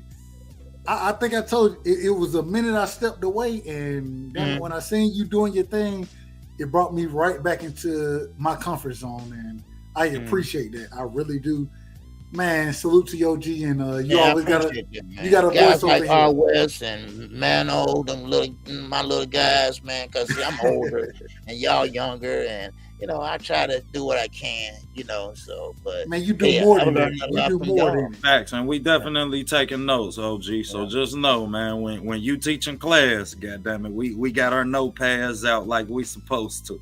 Yes, sir. Hey, look, you already tenured over there. You already tenured. I ain't tenured yet at OTB boxing school, but you already tenured, OG. So don't even worry about it. Man, OG got a key to every classroom. That's what y'all remember when the old school teachers used to just step in and look at the younger teacher teaching the class. Yeah. You know what? KQ just walk around the hallways. And Ben Israel, he was one of my first 100 subscribers. That's Ben what's keep up. it See, a buck, that's man. dope. Yeah, Ben keep it a buck. Yes, sir, man. He was. He was trying to get me to grow a beard. I said, man, I ain't going to. They ain't supposed to go beers, right? I was like, what? Man, you'd have Look, really you know had a being crazy as 20-year-old, boy. You'd have had a 20-year-old outside your building right now, KQ. And for right side, if this is all so, and y'all feel this way about being Israel, right side, why you keep kicking me off? You keep muting Bro, my I have Hey, never Ben. kicked you off, bro. Come on, bro. I've Ben, never let me kicked you tell off. you something, Man, Ben. this your boy, Hold on, man. OTB, I'm hold on up. other, No, this is what I want Ben, to say. Ben. I wanted to Go ahead. extend my olive branch to the OKC. You ain't let me extend my olive branch to my dude or nothing. You keep kicking me off. Dude, think Bro, I'm a not radical, kicking you bro. off, bro. I don't kick What nobody off the happened? channel, bro. Your shit, Bro, your you in shit charge keep of going your off, mute bro. button, bro. Bro, your You shit. in charge of your That's whole good. platform. That's swear to good, God, man. bro. You still I gotta swear to respect God. this show. This Hold is on, stage. OTB. You ain't got to. Hold up, bro. I swear to God, I've never kicked you off. Your shit goes out, bro. I don't know what it is. Anytime you show back up, bro. But see, I want you while on I'm this here, show, can bro. I extend my olive branch to two dudes? Do your though, thing. right Do now? your thing. But me Do and your you thing. always fuck with each, cause OTB, right side called me outside of this bullshit. And the singer sensation, the I boxing appreciate singer that. sensation, OKCC. This was the same dude as some people I've been wanting to just fuck with just from day one, bro. Facts. And when I get in my channel, it's just like I said, the OTB. None of them dudes from your hood, This don't got nothing to do with Facts. KC. Yeah, go I'm ahead, just cook, saying, man. D Free, Kush, any one of your No, we're homeboys not gonna do battle. that. You said let me do it. Hold on, let him Kick finish. me off Doug. last I got time it. though, I right got it. side. Let I him ain't never finish, kicked Doug. you off, bro. We ain't Bruh, got disrespect over They here. saying let me go, but you you keep ain't gotta call saying nobody out. if they Go ahead. saying let me Go go, ahead, Ben. I Go ain't ahead, being Ben. disrespectful, Let him right go. Go ahead, side. Ben. Go ahead, Yeah, Ben. he ain't. I ain't being disrespectful, right side. Only thing I'm saying, if they want the smoke, I go to OKC and I challenge any of them dudes at his platform. If they want this smoke with being Israel, right side, and you know how I come with the smoke.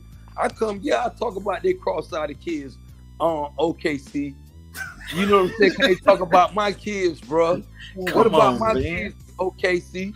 Leave If the they big want to talk kids about out their of kids, it, fuck Ben. their kids if they Bro, don't got no respect the about nigga my is kids. OTB. It's just like He's about OTB, said, bro. I'm respectful for me and OTB, OKC ain't never got in nothing. This is what I'm Who's saying, right OKC? side. I'm very respectful to them. He's Them talking about niggas was me. disrespectful Oh, to you me. okay? My bad. My bad, OG. Bro, you got to let a dude get off. And if I'm wrong, I'm a man. It don't make me less than a man. If OK say, bro, you was real wrong, bro. And I said, I apologize. Right side, you got to give a man to just get their vent off. Because some of these dudes, this why we can't go to the gas station in your hood, my hood, OTB, without having your gun. You feel what I'm saying? Because these dudes be trying you on some sucker shit, bro. Sucker ass shit, bro. You trying to go to the store and buy you some roll-ups to roll your Zaza up. Or OKC might be trying to get him a 6-pack of Coronas or whatever he like to drink. And these dudes ready to kill you. Bro, what the fuck we got going on? And this is like I was telling T just a minute ago, OTB. You go back to your homeboys. And I'm telling them, I ain't never disrespect them. Don't sit there and listen to me, OTB, about these niggas saying how I'm in about their kids. But what about my kids, OTB? I got you. I ain't gonna never say nothing about your kids. But hey, Ben, that's what make this platform that we embracing and knock out this what debate I'm saying, series though. so But if we special. don't talk, That's what make it so special, though, Ben. Because now y'all get the debate without no kids being brought into. I'm ready to talk now. You get to talk your shit. Now you get to talk your shit, Ben. When you go back to the true, what they call that shit, the winning team. You tell them niggas being Israel with OKC, the singer sensation, right, Dub, and I said it. And I ain't gonna change my narrative. I'm a man of my word, bro. I challenge them on your platform, right side, and OKC. And that's cool, on anything. And I won't talk about nobody's shit. Long as you better listen to them. Listen what I'm telling you, OKC. And we gonna pencil it in, talk about my kids, OKC. I don't want them to talk about my family. Ben, When I talk about their family, the reason why they get mad about being Israel, because I go in on them niggas. I got you, bro. You can do all that, bro, but you can't jump on doing that shit here. So listen, I ain't doing nothing, bro. You are hold on, bro. I'm extending the call line. You telling me I can't do that? No. You trying to take over? You niggas on any platform, but you telling me I can't do that? No, I never said that. I never said you couldn't do. You telling me I can't do that? This is what I'm saying. Cut your fucking mic down. Y'all just like some of these boxers. Y'all need to put y'all perspective in order. If you gonna hop on my shit, bro, you gotta show respect, bro. Come on now, let's keep it a buck. I've never said you can't call anybody you want to call out. You feel me? I ain't said none of that. All I'm saying is, damn it, when you get on the platform, just show respect regardless of who it is. That's all I'm saying. That's all I'm saying, bro. Show respect and do your thing. But goddamn it, you can't get on here saying these motherfuckers ain't shit. Nah, we ain't finna do all that, bro. We ain't finna do that. And Ben, I feel where you coming from, bro. That's why I said you want the debate. You want your debate. Let me know what topic you want to cook on, and we gonna pencil you in, bro. And we gonna make sure that any it's on debate, a platform. OTB, any debate, and I want the singer sensation to hear this, because right side push narrative. And I'm glad you standing on your square, OTB. Yeah, because you just said, well, any debate I want, I'm gonna let them pick a debate. And I'm what narrative do I push? I can kill them on boxing, just boxing talk. The winning team, KC, OC. Listen what I'm telling you. I destroy them niggas on straight boxing. Listen, wait a minute though, Ben. You heard what I said. I ain't changing my narrative on any topic. No, you got it. So let Ben, them pick a topic, Rockside. Ben, I'm gonna let them win. Chill, they bro. Say they named the winning team. OKC. They say they named the winning team. Let them pick a topic. I'm gonna smoke them on their topic. Okay. So this is the question though. You said right side pushing the narrative. What narrative am I pushing? Cause you sitting there like I'm disrespecting your platform, right side. I tell you to go live when niggas ain't going live. Bro, no. Right side, you said let me finish. Go ahead. Tell you your energy. You need to turn your energy up. It's just like if being Israel saying something negative. Ain't telling you nothing. No, OTB. Let me finish. That's real only shit. With right side. This for him. Cause my brother get paranoid with me sometimes. He do. And I'm finna clear his paranoia up right now. Even right now, the right side, when niggas when they be saying they want to smoke with me, and they talk about my kid, right side. Chill. Right side, how many kids I told you I got? And 3. when you talk off the phone, bro, how many kids I told you I got, right side? You said you got 3 kids, bro. Bruh, and why they talk about my kids, right? I ain't never talked about your kids. Bruh, they do. Oh, you said they do. Listen, they sit here, and I don't get mad. But when you open that door up, on me on right side, you can't sit there and say, "Oh, you was wrong for this shit." I ain't gonna never disrespect your wife. I ain't gonna disrespect your kids. I ain't gonna disrespect your house, bro. That's one thing I got principles on. I told you I had a mother and a father that raised me. I ran the way, right side. I told you that shit, bro. I ain't got kicked out my house. Have I ever disrespected that? On the streets, on OKC and OTB. I wanted to be on the streets. I ain't wanted to hear that shit, that religious shit my mama was talking. I told right side, like I'm gonna tell y'all this shit here.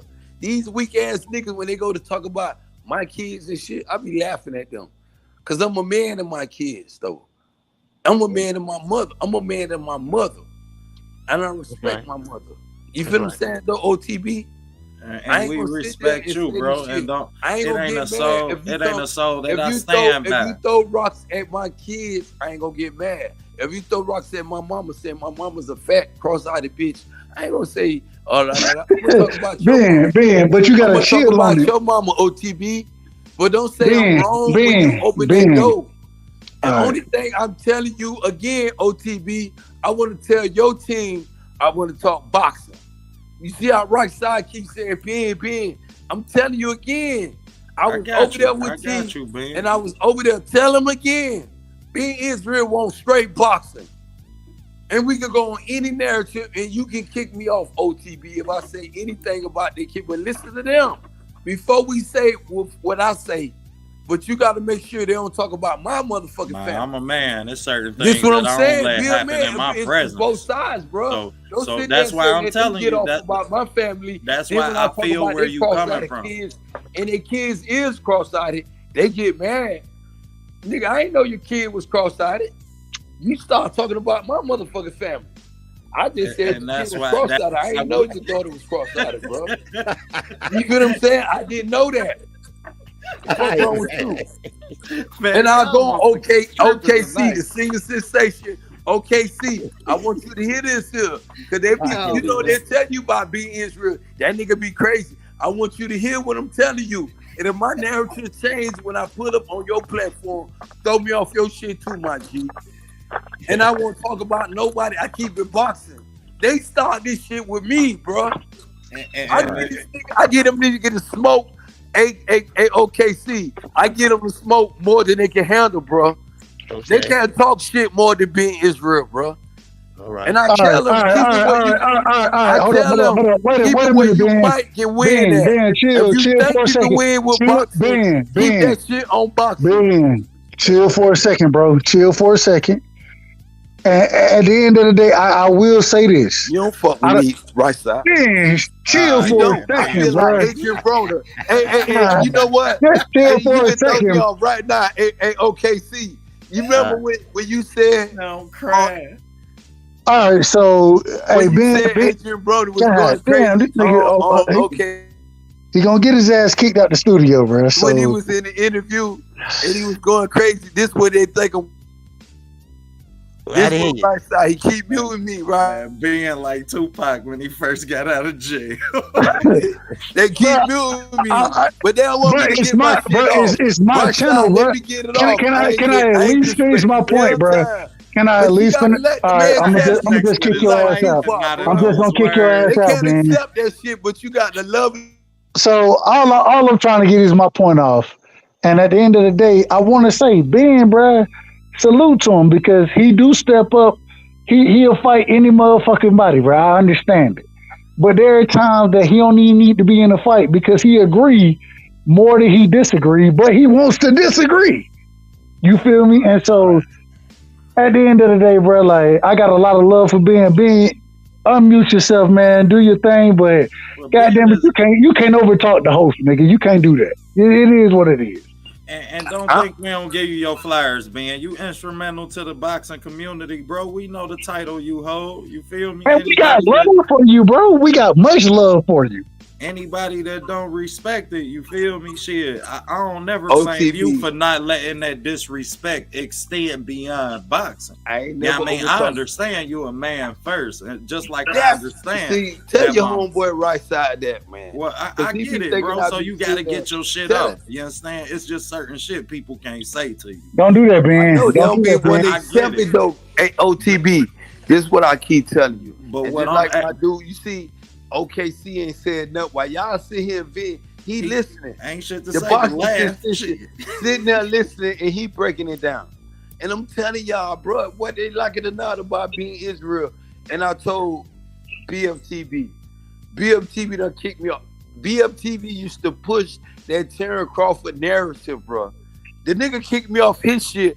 Ask him about BF. That's why he tell y'all EJ energy ain't changed.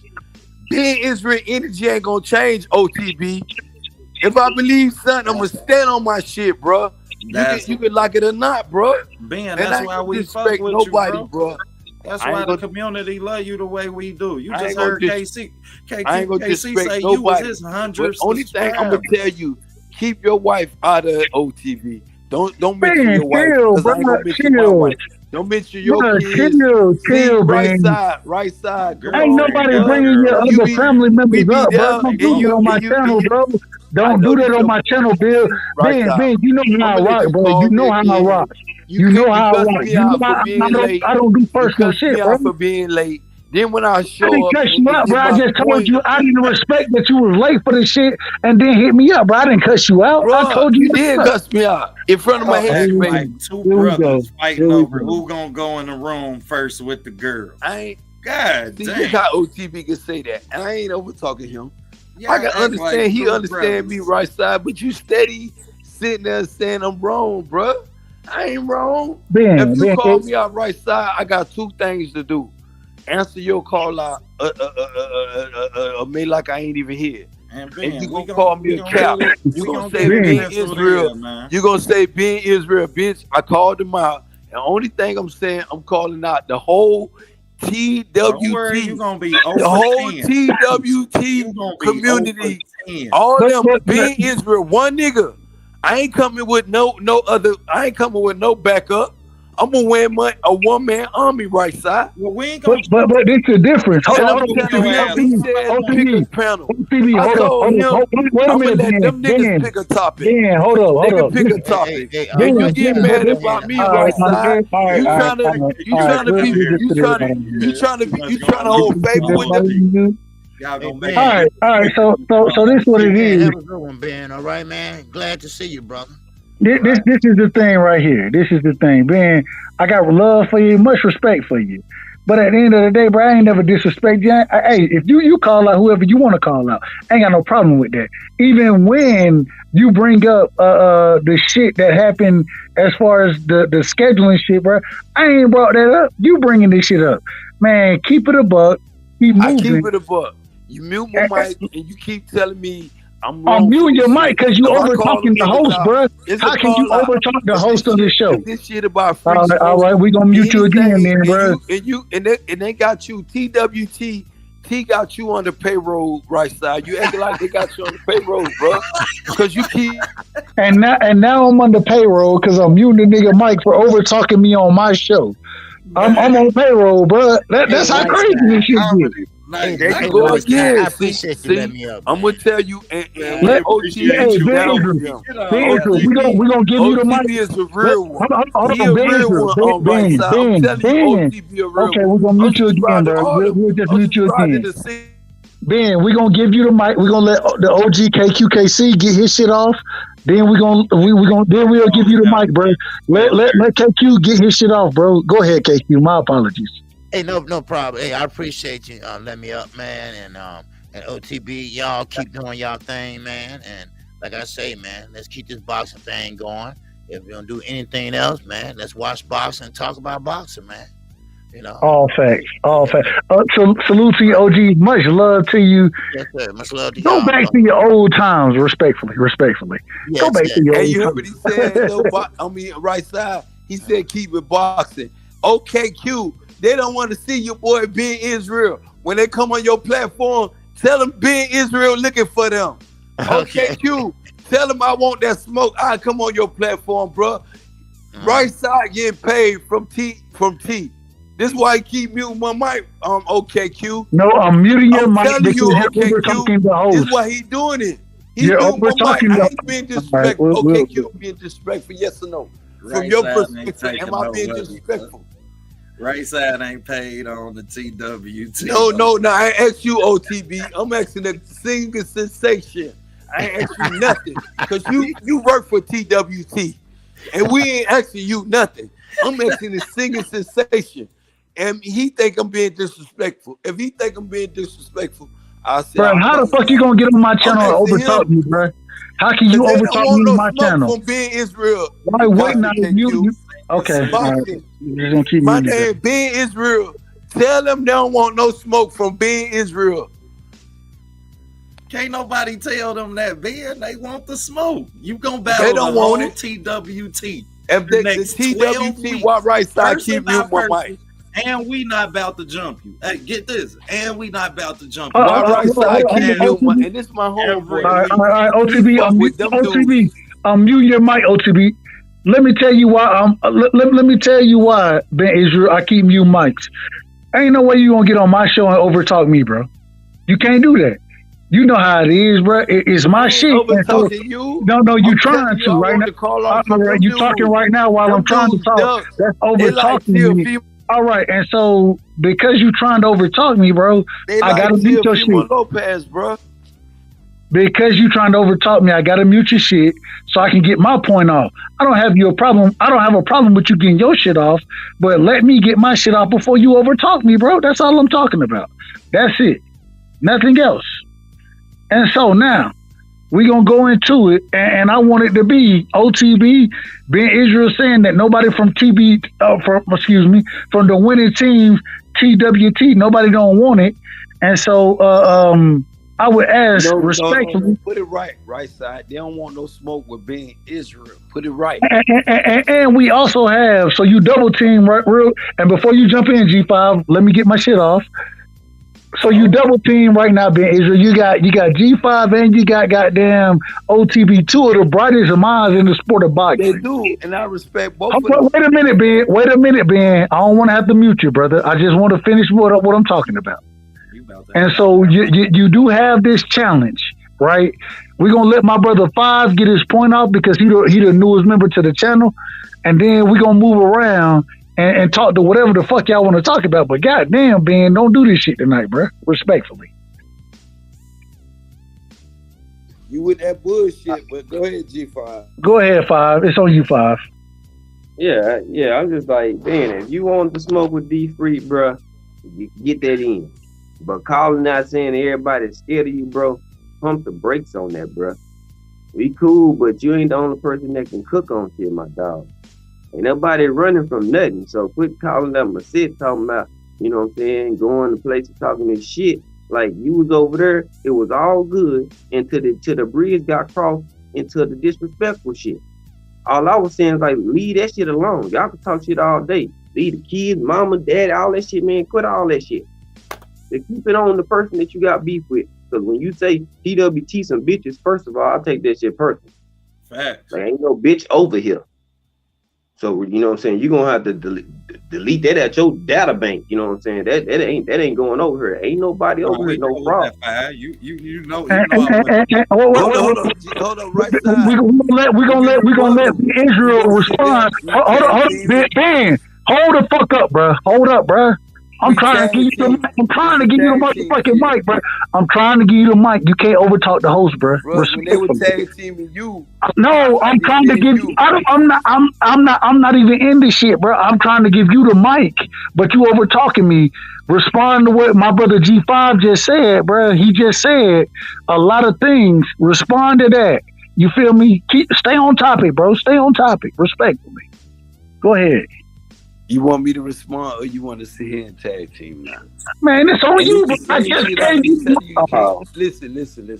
Stop right side. And G5, you know it's all love with you, my dude. And even with you, G5, I don't be sitting there and like that the shit went left with T. D-Free started talking that shit, bro. I don't talk about kids, G5. He didn't mention open that door. If you rewind that tape, G5, you can get mad at me all you want, though, bro. Your homeboy open that door. I talk about niggas' kids. I don't know the nigga kids cross-eyed. I don't know that shit, G5. If he start talking about my kids and I get under that nigga's feelings and y'all niggas get mad, y'all niggas challenge me. I'm ready for that. But don't open that door up for G5. And I'm not saying you per se. I'm saying your homeboys, the whole TWT community. I want to smoke with all of them. Just like I had respect for T. When T did that bitch shit for his homeboy, yeah, I know G-Free is homeboy. Yeah, I know D-Free is homeboy. But when he started that shit with me, and I was being respectful, and just like I told him, you was there, G5. I said, you see how you talking? Do I got your, hold up. Just like I told him, though, G5, I said, I got your respect. You start coming at this nigga. You hear how he talking about me? I said this shit 3 times, G5. Like it or not. Let him finish, Five. Let him go finish. Listen to the replay. Right now, bro. The nigga wasn't talking boxing. He wasn't talking boxing. The nigga was worrying about how I talk, how my lingo is, how my sauce is, bro. You can't get mad about how I come at people. If I'm not coming at you like that, G5. So this mad how I come at other people, my G. Because if I tell you, hold I got on. respect for you. Fuck 10 TWT. But you say these my niggas, well, okay, I can respect that too. When you tell your niggas to pull up and challenge me on anything, I say G5. And I'm standing on my shit. Tell T, G-Free, Kush, and any one of the rest of them niggas that want to battle me, I go on OKCC, I go on Knockout, and I'll talk boxing.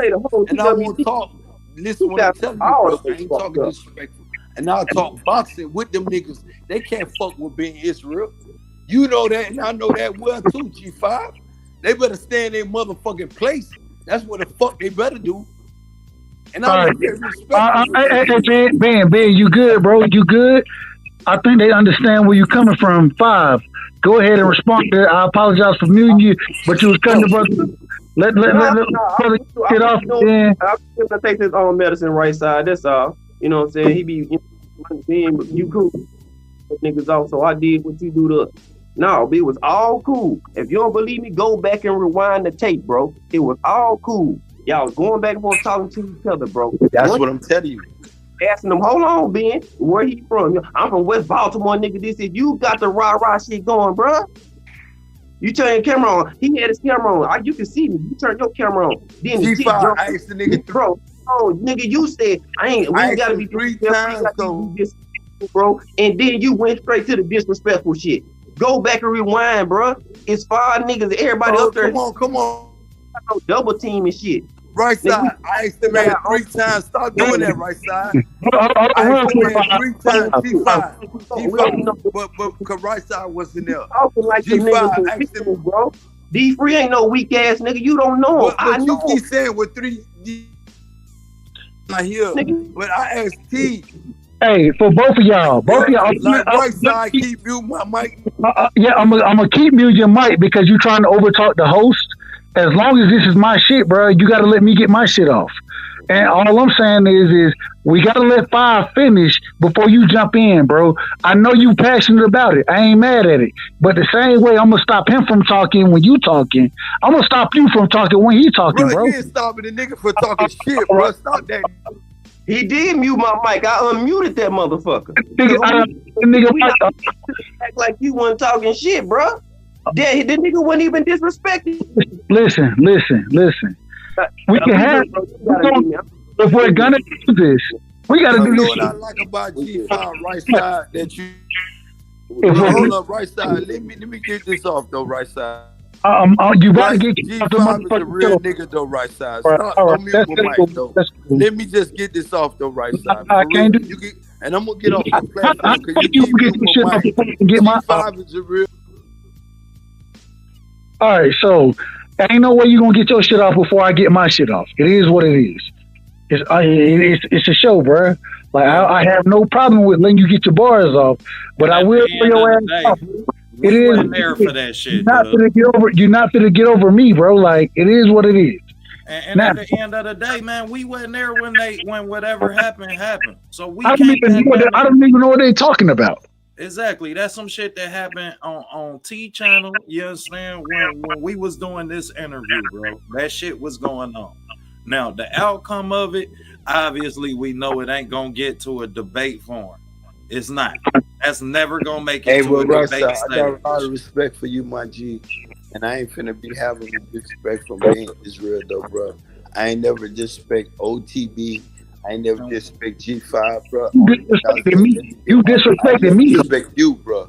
Yeah, by trying to you asked me to come up here, bro.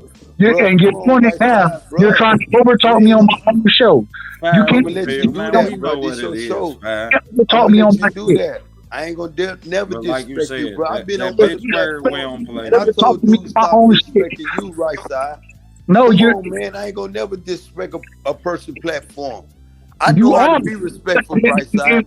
I'm telling you, it's just like you and OTB say y'all ain't know what happened. So when you start to overtalk me on my own shit, you're disrespecting me on my own panel, bro. That's what's going on. Nobody else is trying to overtalk me. I'm not having to mute individuals like that. And so I want you to get your bars off, man. I do, but you can't overtalk me, bro. It is what it is. And at the end of the day, Dub, you can't provide your platform to some shit that ain't happened on your platform. That's Right. the reality of the matter. That's what we're talking about. OTB. And what I'm trying to tell Rightside, right side, I ain't gonna come on your platform no more, my G. This real talk, bro. And I'm I being know what you're saying, respectful. Fab. No, and listen, whatever listen happened, Fab, that shit I done ain't and over with. disrespectful because Let one 'em thing I'm think. telling you, Let- OTB, listen what I'm telling people. I don't disrespect people on their platform, bro. But one thing I ain't gonna let it do is assassinate being Israel character, bro.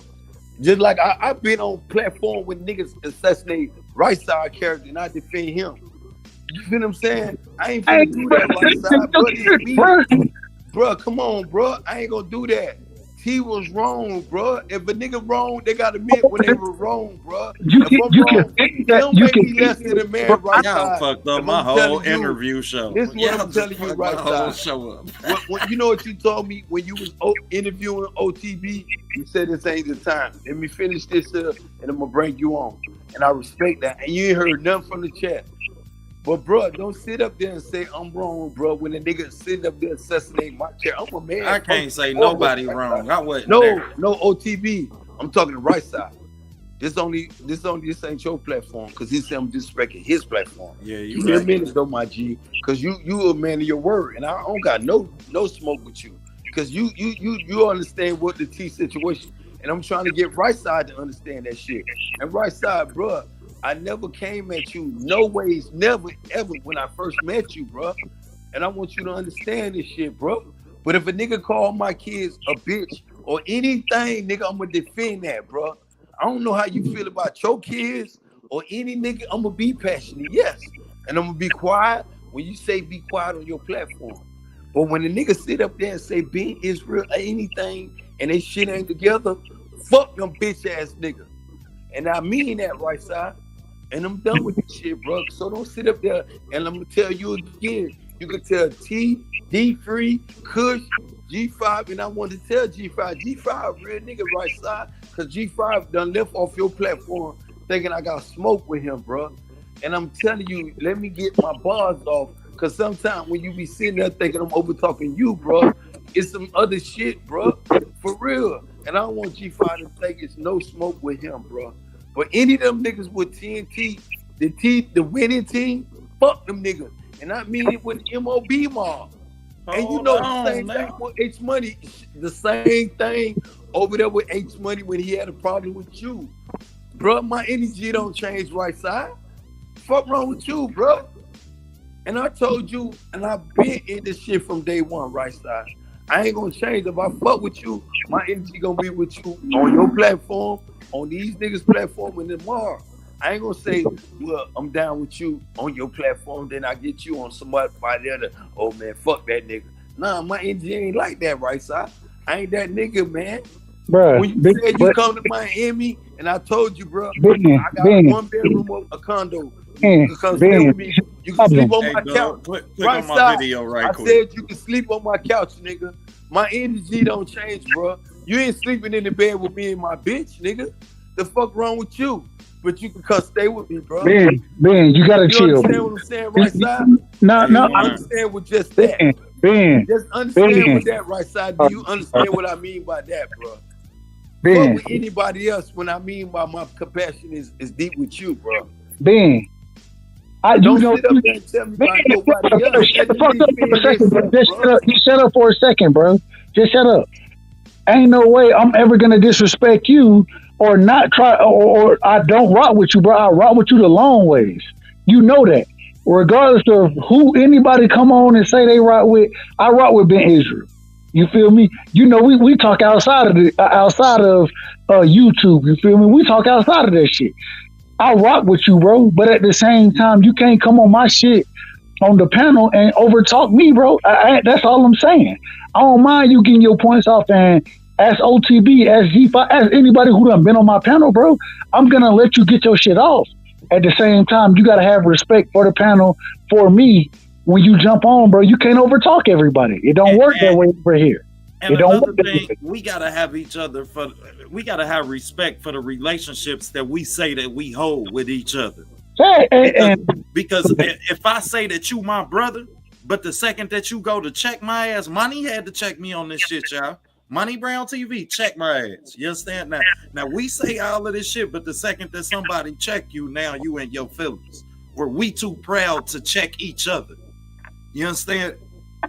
Can't come to a point where one of y'all can't tell OTB when he wrong. When he wrong, goddamn it. When I'm wrong, tell me I'm wrong. But you understand, man? You don't even have to be wrong. Tell me when you disagree. I'm not talking about you right or wrong, bro. Tell me when you disagree, and we can agree to disagree, right, side? Yeah, we can agree to disagree. Talk about it. The thing is if I'm gonna sit here and over talk you, bro, then I can't come to a common ground, and that ain't what we talking about over here, rocking with Rightside, bro. It got to be a common ground. Everybody got to be able to get their points off. And if you want to get on here and over talk, motherfuckers, you goddamn right, I'm gonna mute your ass. The reason I'm gonna mute you is because you over talking valid points. Once you start over now, if you got a monopoly on valid, then let me know and you won't get muted. But don't nobody, in my opinion, have a monopoly on valid. And because of that, everybody get their shit off, bro. Everybody get their shit off on my channel, respectfully. Facts, A1. Facts. And you ain't wrong for that. Yeah, I mean, but we gotta get to a point, man, where we gotta quit saying we brothers, but then we can't sit each other down and tell each other we wrong. Now, don't get me wrong, I told y'all, because I'm from the street, so when we in public, you can be as wrong as you want. I'm gonna ride with you. OTB gonna ride it out with you. Yeah, I'm with him though. Okay, it was wrong, but I'm with him. God damn it. But when we get in that car and it ain't nothing but me and you, we about to have some words man to man. You did? Because you can get out and walk, or, you know what I mean? You can stay in this car and we can have our words and still get where we got to go and still get in the same car together tomorrow. Nigga, I probably need that. If we done did some shit and I fucked up, regardless of what happened, if you got words for me, the same way I got words for you, we probably need that shit because we got our both best interests at heart. Your best interest is equal to my best interest, if that makes sense. And so we can have those disagreements, but at the same time, we got to be respectful of each other, because if we not, then we ain't got shit. We ain't got shit, bro. And I ain't gonna hold you, you know what I mean? Wherever it sound like that shit led to, you understand, is a place that y'all know it wouldn't have led to in my presence, because certain shit just don't happen in a man's presence, because now, you understand, you a product of what's going on around you. And real men dictate their environment. Real men ain't products of their environment. We dictate the environment. The environment go off of what we do. So whenever that shit going on, y'all know I ain't no part of that shit. I don't get, you understand? And these are my brothers. These are my brothers. And this is the part about shit that I ain't gonna stand for. The worst part about it, OTB, is I don't even know what the fuck they talking about. To be quite honest, I have no clue what's being talked about. No, because we was working. Because we was working. And we not finna do that, bro. We not finna do that. Respectfully to everybody. Facts, but when it comes to the TWT brand and how, you understand, you do say that you want that type of smoke, then shit, you got a way to come about getting it. Yeah, I mean, because like I said, everybody that's under my tent gonna show up in that ring when it's time to get down to the ones who got 100 videos and to the ones with 0 videos.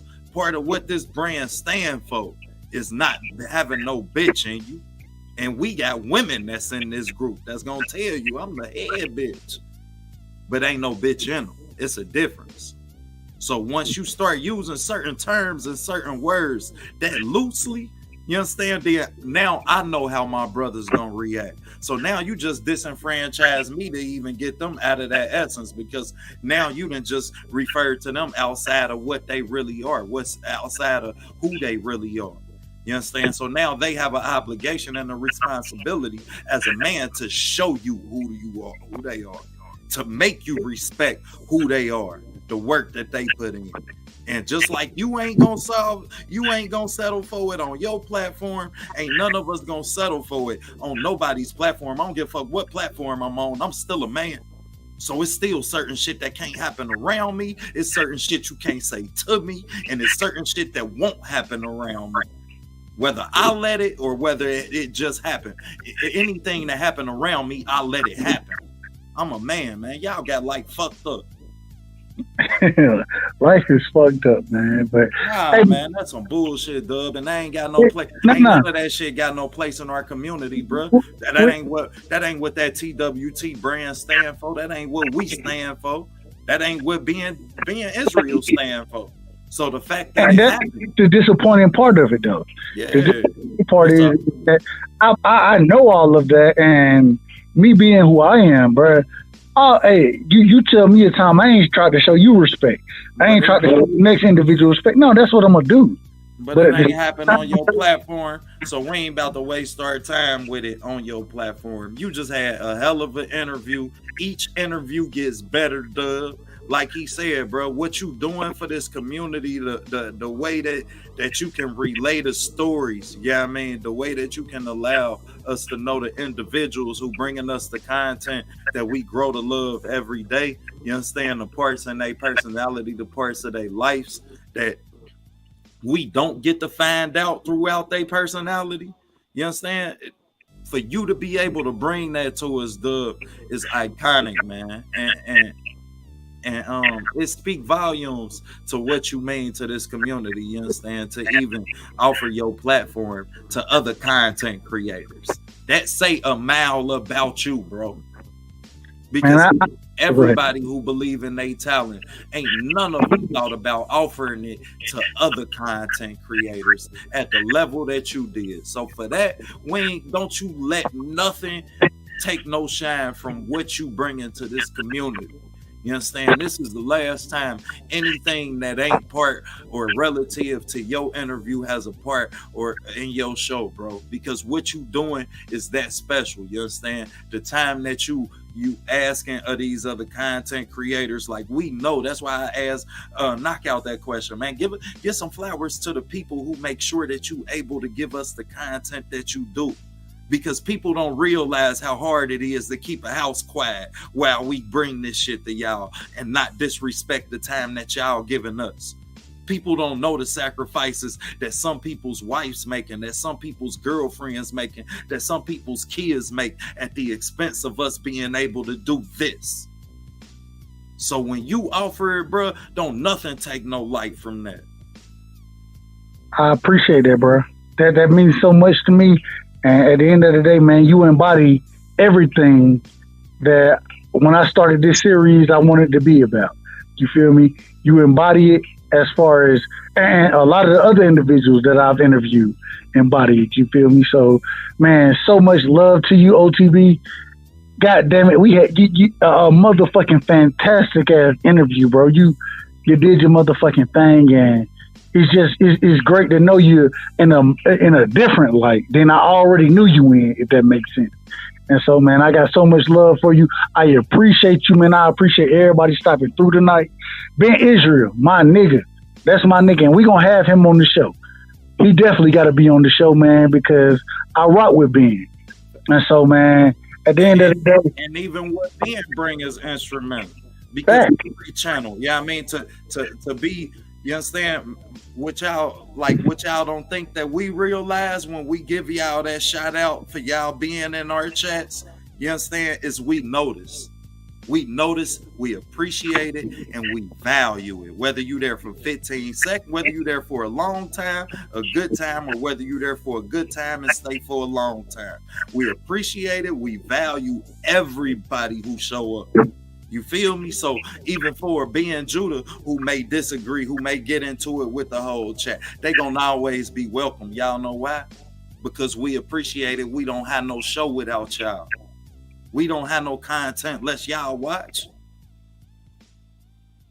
All facts. OTB, man. Man, you had a great interview tonight, man. Want to kick it to you for your last words. Anything you want to plug? Let the people know what you're doing.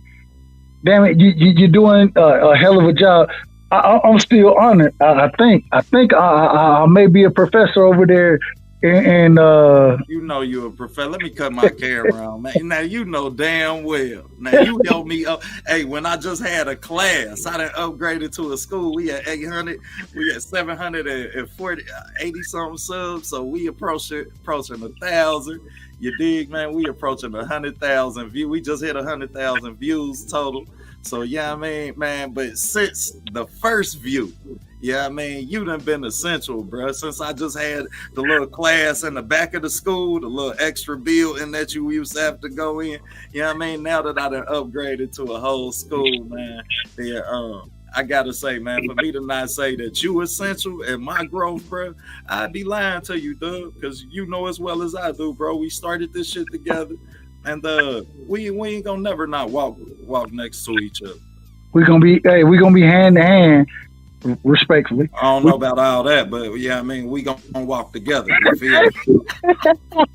I ain't holding no nigga hand, yeah.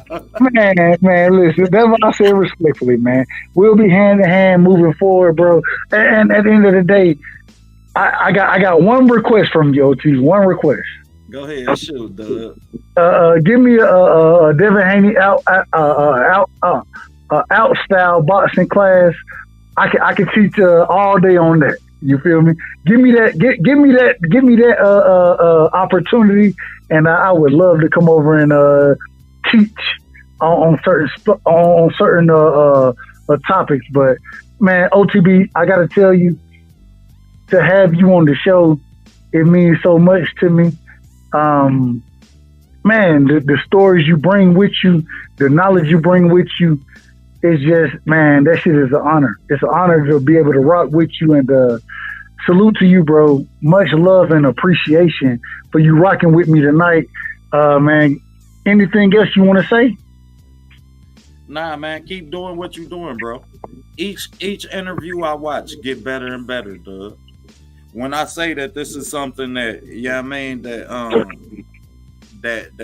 will always represent us, like, you never know what side of people that they are when the cameras cut off. Yeah, I mean, we always heard people change when the cameras cut off. You understand? So for you to offer your platform, your time to other content creators, bro, and to allow us to know the individual who presenting the content that we grow to love. You understand, man? That's speechless, man, and it ain't never gonna be a limit on that. Don't you never keep that inside of a box. You feel me?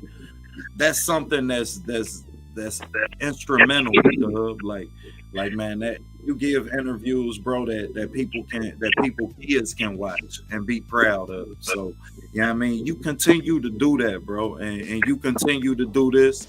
You continue to allow it to grow, and I'm gonna hold you to the word that we gonna keep one of our hands on each other back. You dig?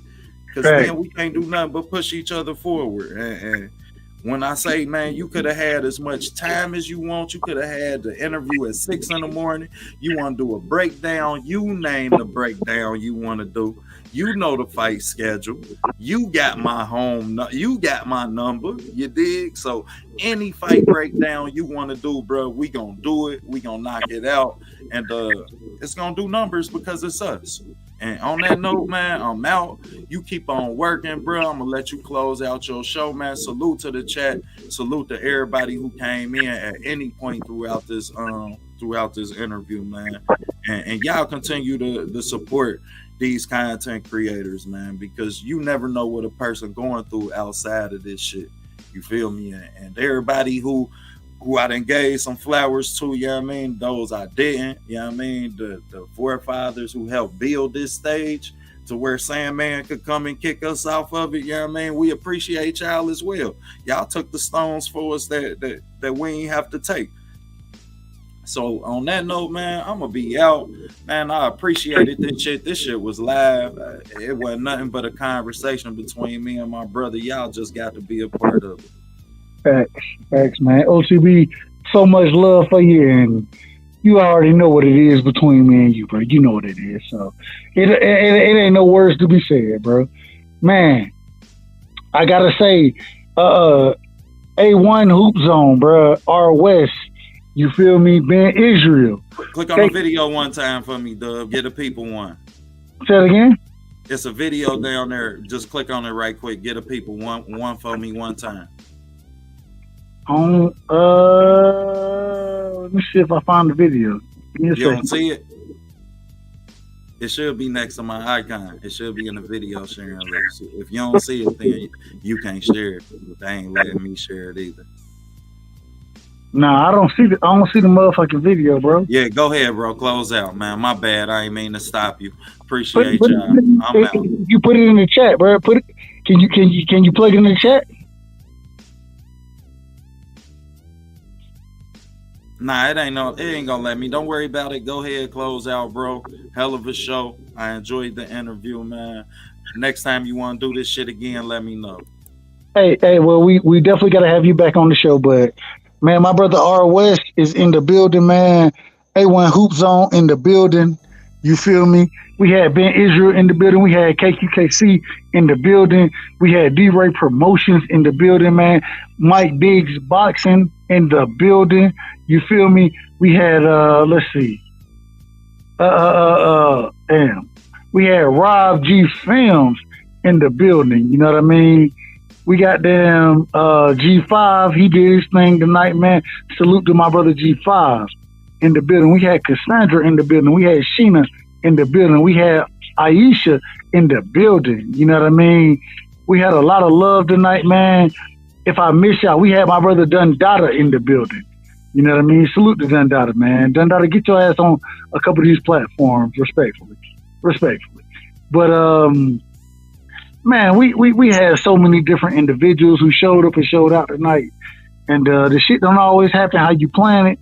But goddamn it, we had a great interview. Kwee, salute to you, Kwee. Exclusive news, Con Shonery. You know what I mean? Brian Corbett. Man, and my nigga R West. My nigga R West said, goddamn, we gonna make sure we show love to the people. And wanted to pull y'all names up, man. Salute to you, R West. Much love, brother. Much love. At the end of the day, the only thing I gotta say, man, hey, Daryl DeLoach in the building. Salute to you, Daryl. Man, if you jump up on the panel, you gotta have respect for everybody else. You feel me? And we can get those bars off. And I love to hear the disagreements, man. I love to hear the disagreements. Ghetto guys in the building. This nigga, God damn it. I don't even want to say this, but I got to say it. A1 Hoop Zone still talking bullshit, talking about my motherfucking Hawks. And the Hawks, we in the playoffs next year, nigga.